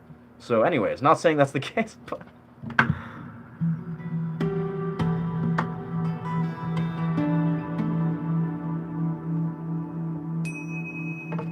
And I can always do so. Obviously, I want to be respectful to the given person. Like, I want to be like as respectful as humanly possible. When it gets to a point when you're juggling thousands upon thousands of people, you actually do need to be very clear at enforcing boundaries. You need to be like, this is the community values, this is not. And then if people are going against that, if people are gonna really rebuttal and push back, that's okay. Like, it's okay.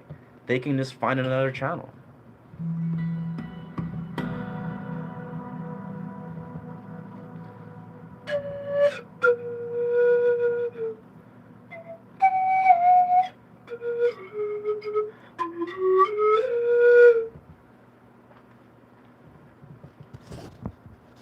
Yeah. Yeah, it's boundaries are important. Like, it's like, again, I'm not even trying to, I might sound like a not even jukebox, but I might sound like I'm a record on repeat where I'm like blah blah blah blah blah, boundaries, accountability, blah blah blah, boundaries come. I'll be honest though, I kind of jest that being a content creator, like truly being a content creator, if you really think about it, whether you're a YouTuber, streamer of wherever, Twitch, this, that, the other, it's literally about learning to navigate boundaries. That's it. Like, yeah, you create content, yeah, you do your dynamic, yeah, you say your thing, and but it's all about navigating boundaries. If you cannot successfully navigate, lay down, enforce healthy boundaries for this community, then you're gonna basically implode. Your whole community is just gonna be like, it's gonna fall over the place. But yeah.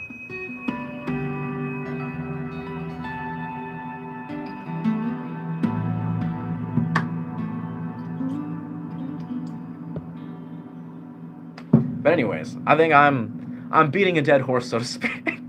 Not to put that image in your guys' minds, but it's yeah, I think it's important. It's important to honor boundaries, not just in a YouTube live stream, in the real world. And I'm a student of this. Like, I've emulated this many times. I've been doing this for 6 months, like streaming, that is. So I'm a student. I would love to be open to learn. I'm extremely open to be like, you know what? Is there a better way to navigate all this? But again, I'm just operating from the place of how I've intuitively learned to grow boundaries as a whole, like capital B boundaries in the real world. So I stand really firmly behind my beliefs. But I always like, again, I like another voice of reason, and I love people practicing self awareness, like the homie was doing, so. Or inviting self awareness.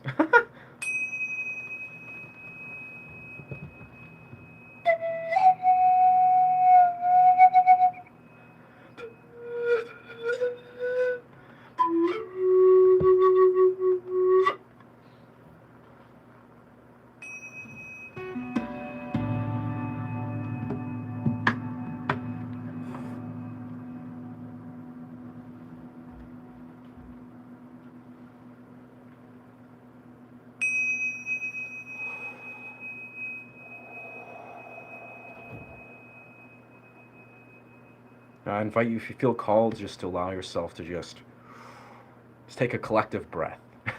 Don't have to, no pressure, do whatever you want, but I, for some reason, think it's a thing. I remember a while back, I was like, you know what? How exceptional. It's the same reason in some regards unconsciously why I like to just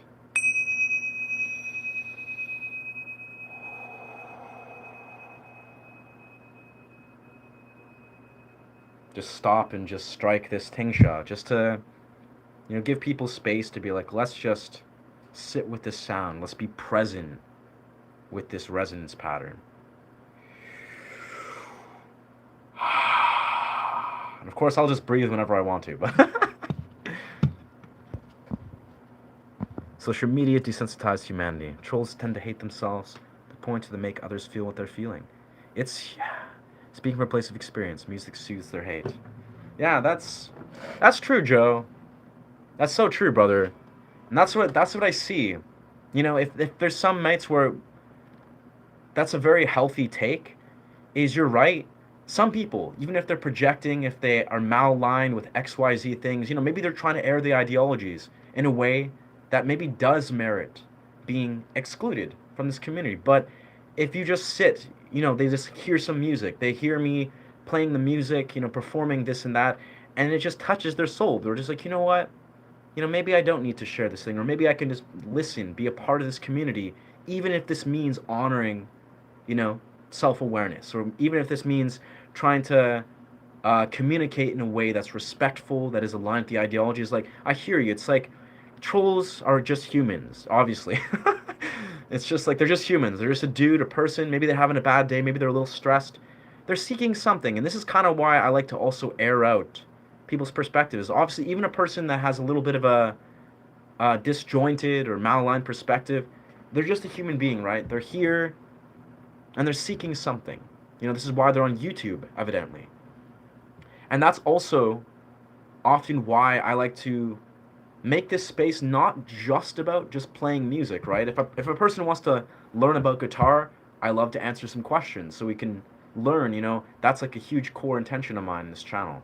But if, you know, a person wants to learn about maybe their mind or learn about the elements of what really nourishes a healthy creative energy in XYZ, I think it's all relevant. So it's like you don't really always know what is going to impact someone positively, whether it is just, yeah,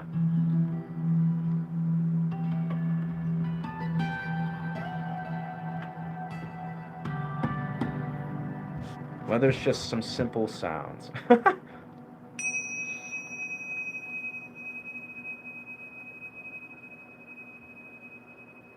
Again, though, I like to caveat, or I like to, sorry, default to the similar belief is like, eventually, like, I'm looking at the long term life of this channel, right? You know, if you're juggling thousands or hundreds of thousands of people in the future, you better hope that you've successfully managed, you know, people that have similar values. You've enforced healthy boundaries. Like, that starts within the individual's intention, the facilitator, myself, but of course, alongside the people and the members of the community, having an awareness, being, you know what, how can we honor each other's boundaries? How can we honor the values of this channel?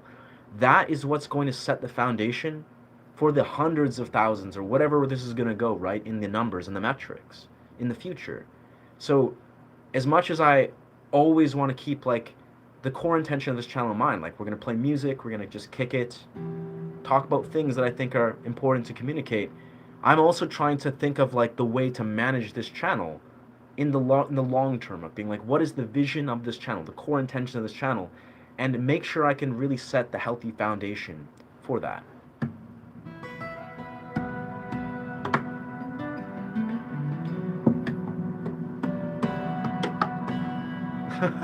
With that, I just want to say shout out Rhythm. I love Rhythm.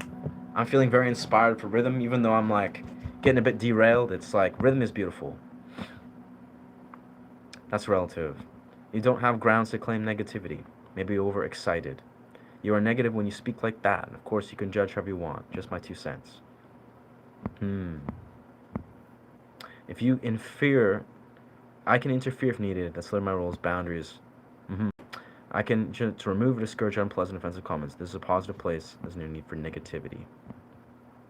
No, honestly, brother, Kat, I think he emulated this very well. Like, I can see your sort of your discourse or your desire to be like, let's take some philosophical grounds. No, brother, we've already defined a pause. Like, we've already well established what we're talking about by negativity. We're not gonna sit here and, you know, split hairs based on your own desire to sort of like open up this argument. But no, brother, we're talking about negative projections. We're talking about people who are projecting negative and hateful things to other people, and then also are pulling threads that are trying to create further fragmentation. You know, they're talking about ideologies that are so far removed from this channel that are lacking self-awareness and lacking the ability to communicate. If that's hopefully clear enough, that's what we mean by negativity. He's saying negativity and we're reinforcing positive. No, we're not sitting here censoring people all day long.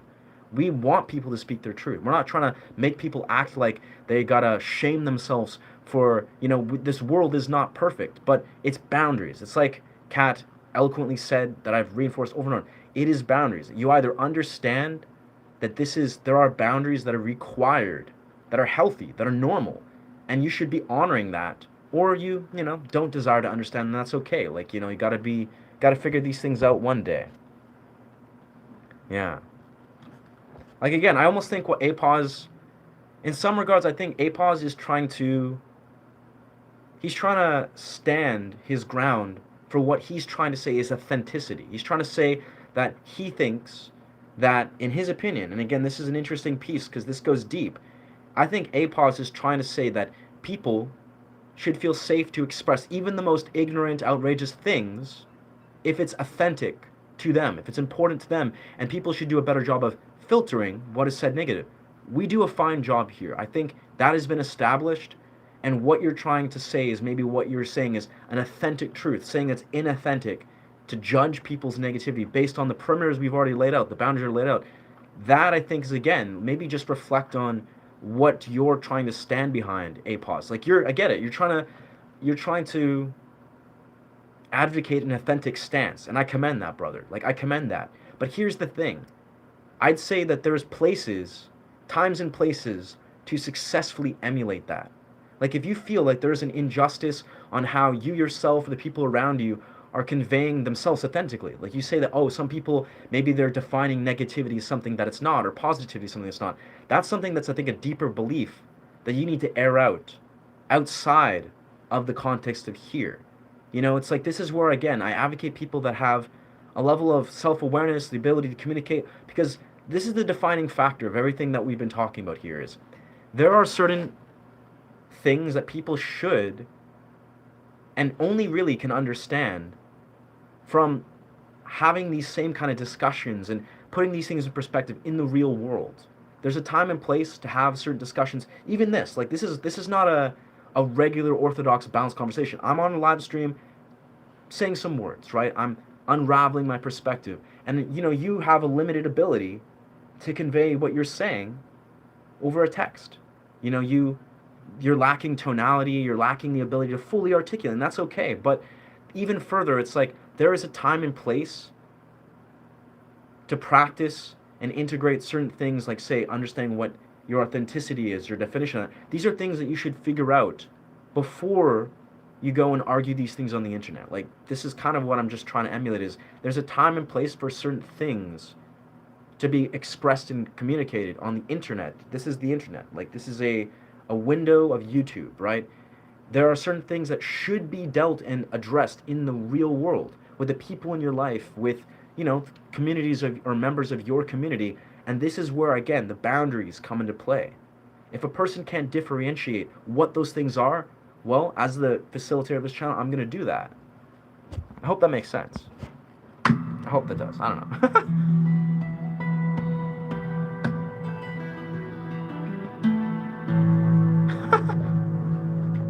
Wow. Interesting stuff. Interesting stuff. Good refresh. I completely see where you're coming from. This stream should be focused on positivity music. Yeah. Yeah. Yeah, it's honestly, Katz, you're doing an excellent job, brother. Like, this is, and none of this, I love the way it's, even our friend here, like APAWS, he's doing an excellent job at airing out his perspective in a pretty emotionally intelligent way. Like, I wouldn't say APAWS is by any means. He's not, I think he's successfully separating himself emotionally and trying to convey his point. And again, the few flaws I'm seeing what he's saying is, again, he's advocating authenticity, and I think that's beautiful. Like, APAWS, he really wants to advocate people being authentic, like holding space for, if we're going to set the boundaries of this place, he feels like that his definition of how we're authentically holding space for it maybe differs a little bit, based on how we define people being positive and negative. Again, we're not trying to filter people, we're not trying to censor people, but we are trying to make sure that we're enforcing boundaries. And again, this all comes down to, if you knew in the real world, like, you really were able to apply this, like, you're like, hey, I know what my authentic truth is in the real world. I exercise this all day long. You exercise these dimensions of moral philosophy. Again, this all comes down to, like, moral and ethical philosophy. Then these things wouldn't be so convoluted. You'd be like, oh, of course, this actually does make sense. This is either yes, aligned with healthy boundaries, or it's no, not aligned with healthy boundaries. And again, I think I feel like I'm a broken record here, but it's like, yeah, this is just simply exercising healthy boundaries. Kat's doing an excellent job. I think the mass majority of the community that's here understands that. It's not anything but that.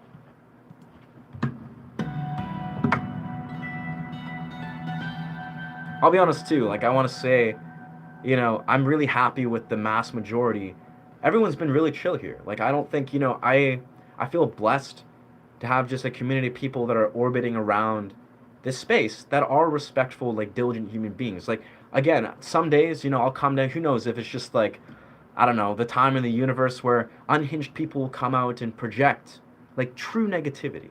Most people, 99% of the people in the stream have been completely chill. They've been fine. It's like, this is me just talking about boundaries openly, but there are people that come to these streams with malice, with hate speech, with XYZ, whatever projections, and this is where these things actually come into play. Hello, Vancouver. Hey.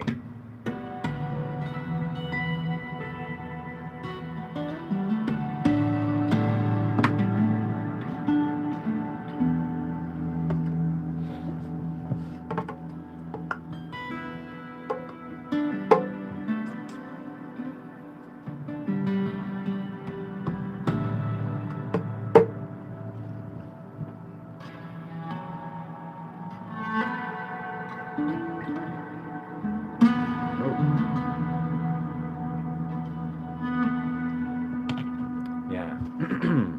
Opinions on sacred geometry. Wow. I'll be honest, intuitively, I don't have a whole array of opinions on sacred geometry, but I have a good friend of mine who actually had a very beautiful perspective. If I'm not mistaken, he was saying, and he was actually a student of drawing sacred geometry. He was very into, like, he had a sketchbook where he would draw by hand sacred geometry, all the different types, like Metatron's cube, seed of life, flower of life. He would spend hours and hours drawing, either the symmetrical or asymmetrical lines. And I think he pointed out something of how when you really closely study sacred geometry, like you study the curves, again, the symmetrical lines, so a line that's symmetrical, or something that is asymmetrical, so like a curve moving into a curve, you realize that, well, for one, they're all eventually leading towards each other. Just like in all symmetry, the asymmetrical becomes the symmetrical becomes the asymmetrical, which is also a part of how sacred geometry works. But it's almost like, I think he said it was like the symmetry in sacred geometry has almost like a sacred property, where it's like, what is it? It's like, I forget what he said. It's like, it's almost like there's the sacred geometry represents like the fundamental makeup of the universe, where it's like the, I forget, it's almost like it's the duality of all things, where it's like you have this and that. I forget the way he explained it. He had a very magical, eloquent way of explaining it. But basically, there's a very deep significance of the curve that is the asymmetrical line, and then the straight line, the symmetrical line. And when you say draw sacred geometry, even if you're just like taking the time to do little dots, little lines intentionally woven, apparently it's a very ancient meditative practice and a sacred practice that allows you to actually philosophically connect with these concepts of the universe. So if you're basically, what I'm saying is, if you take the time, like my friend did, to learn to actually draw sacred geometry, it's like a meditative and spiritual practice in itself. I've never gone deep in that. I just love things like the flower of life. It's just, I think I'd love to get it tattooed on me, almost positive, and I just love the nature of it. But, and I did have the grounds, yeah, yeah. Oh yeah, no, it was, again, like, it's funny because this stream, people have been very, I'd say, well adjusted, very just, yeah, very regulated. Really, this has been great. But I know for a fact, even the one homie, whatever his name is, unsynced. He, for a shot of a doubt, I could see it a million miles away. I could easily see it. That if you continued to pull the threads of where he was going with his perspective, just on the way that he was failing to practice self-awareness, it would very likely have become something that was not aligned with this channel at all. It would have been like maybe passive aggressive, maybe borderline ignorant, that he was just gonna spout that out at random. So it was not wrong to honor that intuitive feeling. He was, in fact, and again, even from a neutral stance, this is me beating a dead horse, so to speak, or repeating it. It's just like, I think some people, unsynced again, respectful dude, polite dude, as is the other guy, very respectful individual, expressing his opinion. But some people on these streams, especially people that are like being outlandish and unhinged, they genuinely just need a little bit of accountability, even in the simplest way that's neutral, that is basically inviting them to be an observer. That's why the timeout function exists, I believe. It's like you time someone out for 5 minutes, 10 minutes, you give them 5 minutes or 10 minutes to think about, what they're trying to say or what they want to convey. If it's emotionally intelligent, is it aligned with the actual chat's conversation? Is it irrelevant? And it's like, it's not even about them being, yeah, like hateful or negative. It's literally, in some rights, it's as simple as, oh, this is a person that their values don't align, or maybe they just don't have relevant things to say for whatever reason, because they've just joined a chat of X amount of people, and they just need a moment to sit there and absorb the dialogue or the monologue, what's going on, so then they can maybe add some substance to the chat. Like, it's just, these are things that aren't even like about the people per se. It's easy to say negative things when you're hiding behind a screen. Yeah. Yeah. Well, that's kind of the core point I was saying, is like straight up, Joe, that's the reality. It's like, if a person truly understood like the context, because even I like to return to this. I won't go off on too much of a tangent because we're just chilling here, but we interact primarily nonverbal. I think it's like 90% of how we interact with other human beings is nonverbal. It's not in the words we say. It's not. So the fact is, if some people can't make that distinct connection, they're like, oh, most of what I'm saying or communicating is probably getting lost in translation, if not inevitably. And that's okay. Like, that's okay if we're not perfectly articulating our points. But if you're a person that's never made that direct connection, like you don't live in the real world, you haven't gone, socialized and studied social dynamics, it's going to be difficult, if not impossible, to make those connections, being like, oh, wait a second, maybe this is the time and place to articulate this or express this or argue this point or communicate this. If you're a person that's clearly doesn't have that awareness of like, oh, wait a second, in the real world, based on the micro expressions, based on the tone, based on the context, this would apply or not, then yeah, if you're lacking that visceral world experience, it's clear as day. It's like painfully obvious.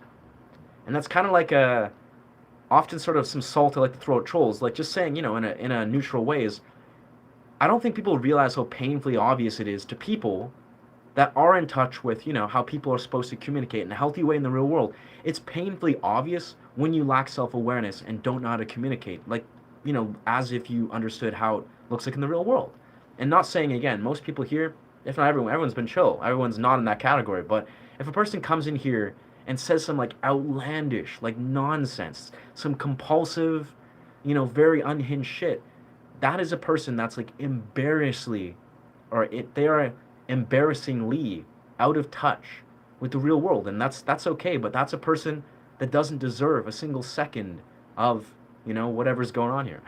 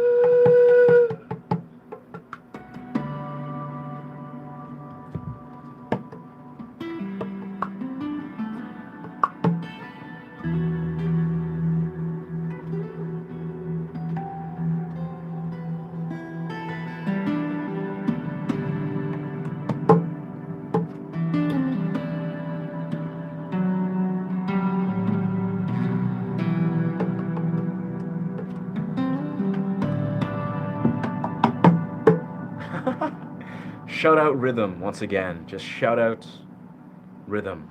I know for those of you that are regular audience members, I know that last time on the stream, a couple people were expressing how they've been making strides in their lucid dream practice. And I just want to say, I commend you, friends. I find myself kind of integrating this steadily, finding strides, but I commend you, if you're on that quest to unlock lucid dreaming. You're making progress, you're seeing yourself pull those threads and crystallize whatever is flowing through in your lucid dream practice. I just want to say that's beautiful, and I commend you. And if not, that's okay.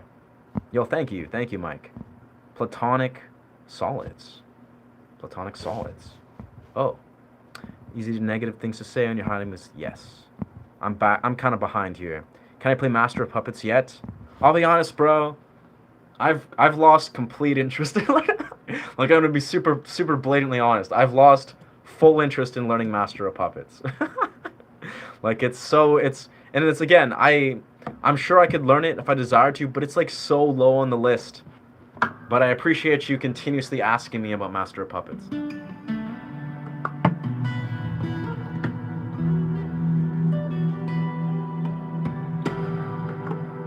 I know at this point it's kind of just like a meme, but still, yeah. So that's the acoustic guitar. I don't believe this is the sound you want to hear will be given to you. Interesting. I think I missed the opinion about something. But to Mark.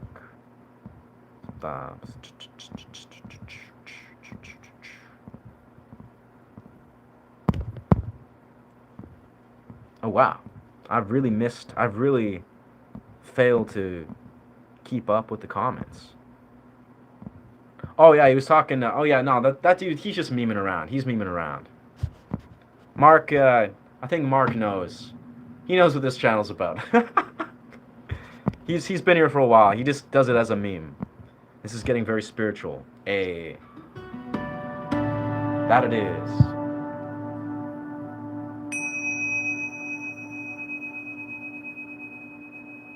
Honestly, Mark is kind of like, he's part of the wave when I was new, like very new to streaming, where most of my stream was literally just people being like, yo, play Wonderwall, play Master of Puppets, play, I don't know, AC/DC, play this, that, and like just meme songs. And I'd be like, no, like not a cover artist, no, just still not a cover artist, original artist. And now it's getting to a point where I have regular viewers who are aware of the scene, or the algorithm is attracting viewers. But now Mark, he's good people. But yeah, nah, still haven't got a Master of Puppets. It almost reminds me, it's an interesting, brisk reminder how much my audience has evolved in a good way, where it's like, that being said, no hate against anyone that has that desire to express requests, and they have music tastes that they're passionate about and they love to share. But yeah, I find it bizarre. Like, I know, like 4 months ago or whenever, when I was really new to streaming, my entire comment section was like 90% or maybe like 60-70% of it was just requests, like yo, play the song, and I'd have to repeat, like, just an original artist, not a cover artist, but thank you. And it was like, it was a respectful thing, because I liked people sharing the music that they really love and it resonates with them.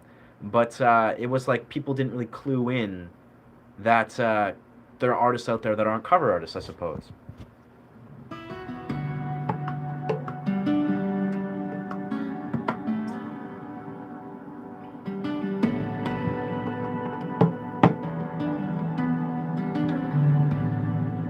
Anyways, I gotta focus here, so I can do this rhythm thing right. I gotta do rhythm and this.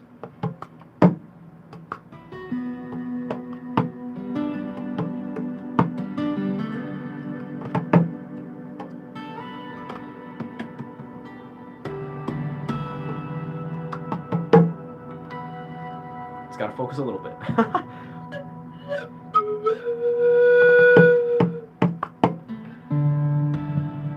It's funny because I swear, like, if I were to try to do this same style of playing, that is like drum with pan flute with tapping and stuff, I would be like failing just egregiously. Like, I would seriously, like, doing this same sort of act, like even like a couple weeks ago, I would just immediately just like stumble. I would like miss my rhythm. I'd be like, oh damn, I'm dog shit.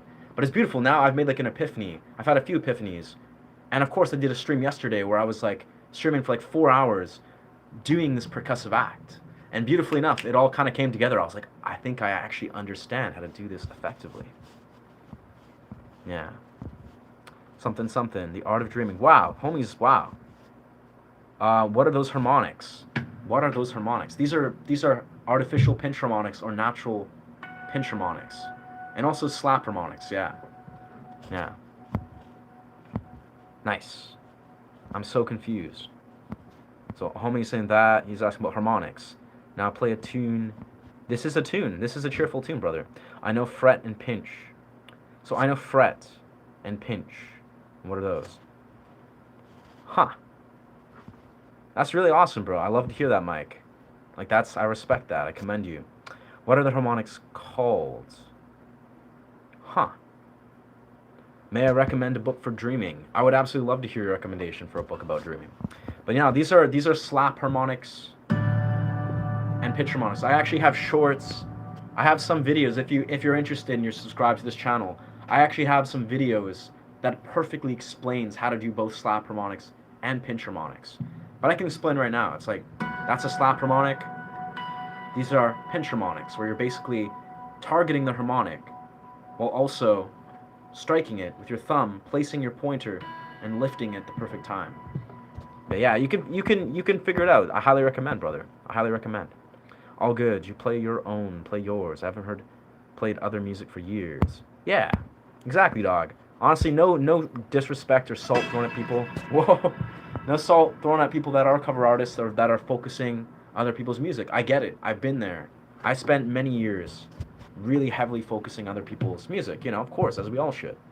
The teaching of this book is the art of dreaming. When you're dreaming, you must create a trigger. Yeah. Nice.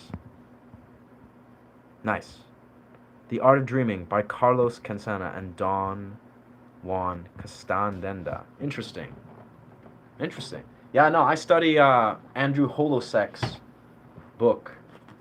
He speaks, of course, you're speaking about, of course, reality checks, dream checks, there's various terms for those, but yeah, that's cool, man. I would say Andrew Holosek, if you're interested in, is more about like the philosophical context of unlocking lucid dreaming. But that's really cool. There's another book that you find yourself really connect with, brother. So when you're dreaming, speak of in your thoughts, where I am, who I am. Nice. The music that I've put out there is primarily going to be on YouTube for now. Yeah. I appreciate the interest though, Joe. I know for a fact, basically most of what I'll create, I'll release on YouTube. But in the future, I'm going to do long studio sessions. Basically, when I start to get monetized, I'm going to do full studio sessions where I'll record like all my originals, meditative sound journeys, studio quality. That's what I'm going to do. I'm just going to invest in studio spaces. But that's, again, that'll be in a few weeks or in a month or so. Once I'm getting monetization, I'll just like throw some of that money in studio spaces, and that's the plan. But yeah, we'll see how that goes.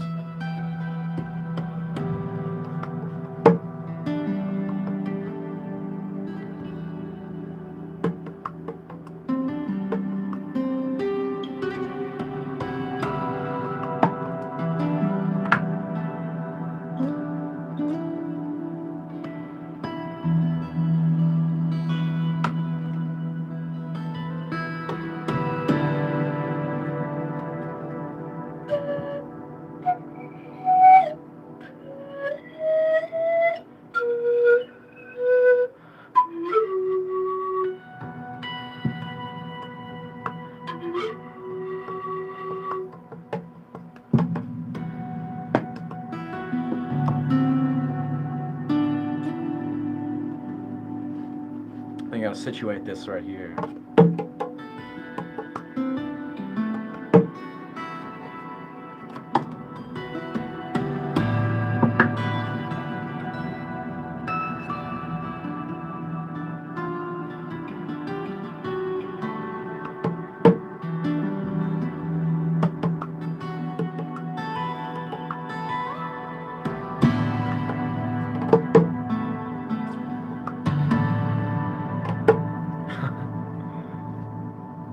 guys.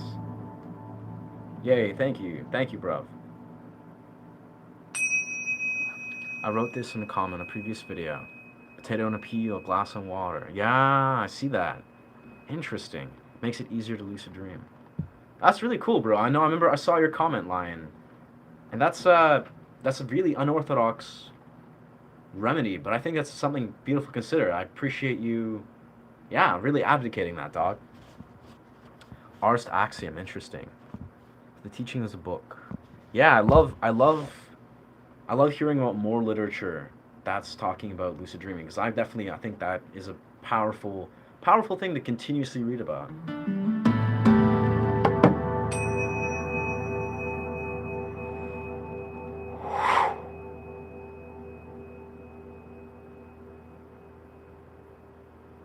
Beautiful. Man, I'm really loving. Again, I've said this like once or twice. I feel like it's tricky sometimes because I'm so new to juggling this concept of like doing the drum and unison with the guitar. It takes a lot of focus. I think I have yet to really refine it, but I'm extremely excited to see where it's going to go because I think I can do some extraordinary compositions once I get it really down. And even just trying to like juggle, I guess, engaging in comments or just doing due diligence of just talking to average person or the average person, while also trying to focus on like, it's like a mind fuck. I'll be honest, it's like straining my brain in a good way. But yeah, yeah. It's great though. It's like a brain exercise, like to the highest degree. Like I can't even express enough how like juggling these multiple elements is like stretching my brain. I can feel it. My brain is like strained from being like, oh damn, like got to do this and then I got to clean up this percussive part and it's wild. It's great. I gotta say, rhythm, acoustic percussion and rhythm is magic once you really embrace it, especially with this kind of dynamic that I've never seen people do.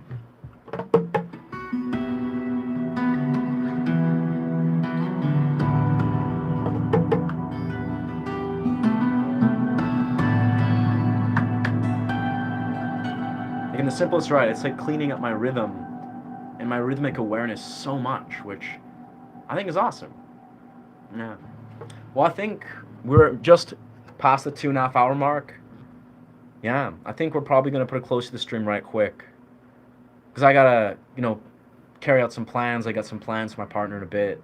Gotta be mindful of how I'm navigating my time. But yeah, I just want to say, like, I appreciate everyone new and of course the regular, the homies. Like, I appreciate you guys just in the simplest way, holding space. Like again, I like I like the one fellow that popped in and then politely expressed, his desire to, like, almost like left a disclaimer, being like, hey, it's always good to XYZ about, just being almost like erring on the side of caution and almost like erring on the side of, advocating being respectful. Like I think his name was A Paza. He was just trying to err on the side of caution, of being respectful. It's like a cautionary thought of like, hey, brother, like, let's always remember to focus on holding space in a respectful way, XYZ, And I think it's important that yes, a pause is correct. Like respectfully, he is correct to express that, and that's a very valid thought stream. We should always honor the ability to, practice self-awareness, to step outside of ourselves and be like, are we really doing the best job at facilitating this, respecting people's beliefs, XYZ? But that's where, of course, as in the moment, I strongly advocate and, push back to some degree, but like, yes, we should be respectful of people's, beliefs and try to desire to almost like hold space for that and moderate in a place that's not filtering. But I think the more arduous and pressing matter is the opposite. Is yes, we do want to be respectful of people's free expression, their free will, not trying to heavily exercise the sort of moderator or facilitator powers or facilities. But unfortunately, in YouTube sphere, YouTube land 2026, unfortunately, a lot of us, we err on the opposite side. We need to actually, and many rights, and that's why obviously I advocated. It's like, yes, we want to be respecting people's freedom of expression to some degree, but you also at the same time want to honor each other's boundaries. We need to enforce, put down the hammer, or put down the band hammer, put down our, just put down the truth of being like, what? Yes, we want to respect each other, and we want to honor each other's perspectives, but of course we want to honor each other's boundaries first. And I think most people err on the side of not doing that. Like, that's the more pressing matter. So that's why in the entirety of this I was like, yeah, like let's agree, let's hear them out, but let's also really articulate that yes, most people probably struggle more so with honoring each other's boundaries than just honoring and exercising the means of, unapologetically speaking our opinions and being like, you know what, where is the time and place to actually facilitate this? They're both pressing matters. It makes sense for the one homie you want to communicate that, being like, when is the time and place to effectively set boundaries? That's what we all got to figure out. But I think, again, I stand strongly behind a lot of people are unfortunately err on the opposite extreme. So anyway, food for thought. Food for thought. I don't know. I wrote this on the comment. Yeah, I think Temple Lion in the simplest. That's a great idea. Honestly, I'm gonna look into that, brother. Literally just so. Potato peel and a glass of water and let it sit for a day in the fridge. Yeah. I might have to try that. Like, I actually think that's brilliant. Thank you, OPT. Hope you've been well, brother. I always appreciate you chiming in and holding space for this. Appreciate you, brother. And thank you, guys. Thank you so much, for chiming in. Wow, I know, like, again, I was, like, trying to, like, I think I really loved this musical dynamic. I know it's a little bit of a, what's the word? It's like I've been experimenting with trying to juggle, integrating these percussive elements, and I think it sounds amazing. And it's still a process. Like, I feel like it's not as refined as, like, looping and meditative journeys that I've created, but I'm really excited for this to all come into full fruition. So, yeah. Anyway, so thank you so much for chiming in. Yeah, if you're new to this channel, welcome. I teach I teach guitar and I do meditative sound. I teach meditative sound maybe one day. But yeah, very much remember to honor yourself and to honor each other. Yeah, thank you so much. Much love. Bless. Ashe.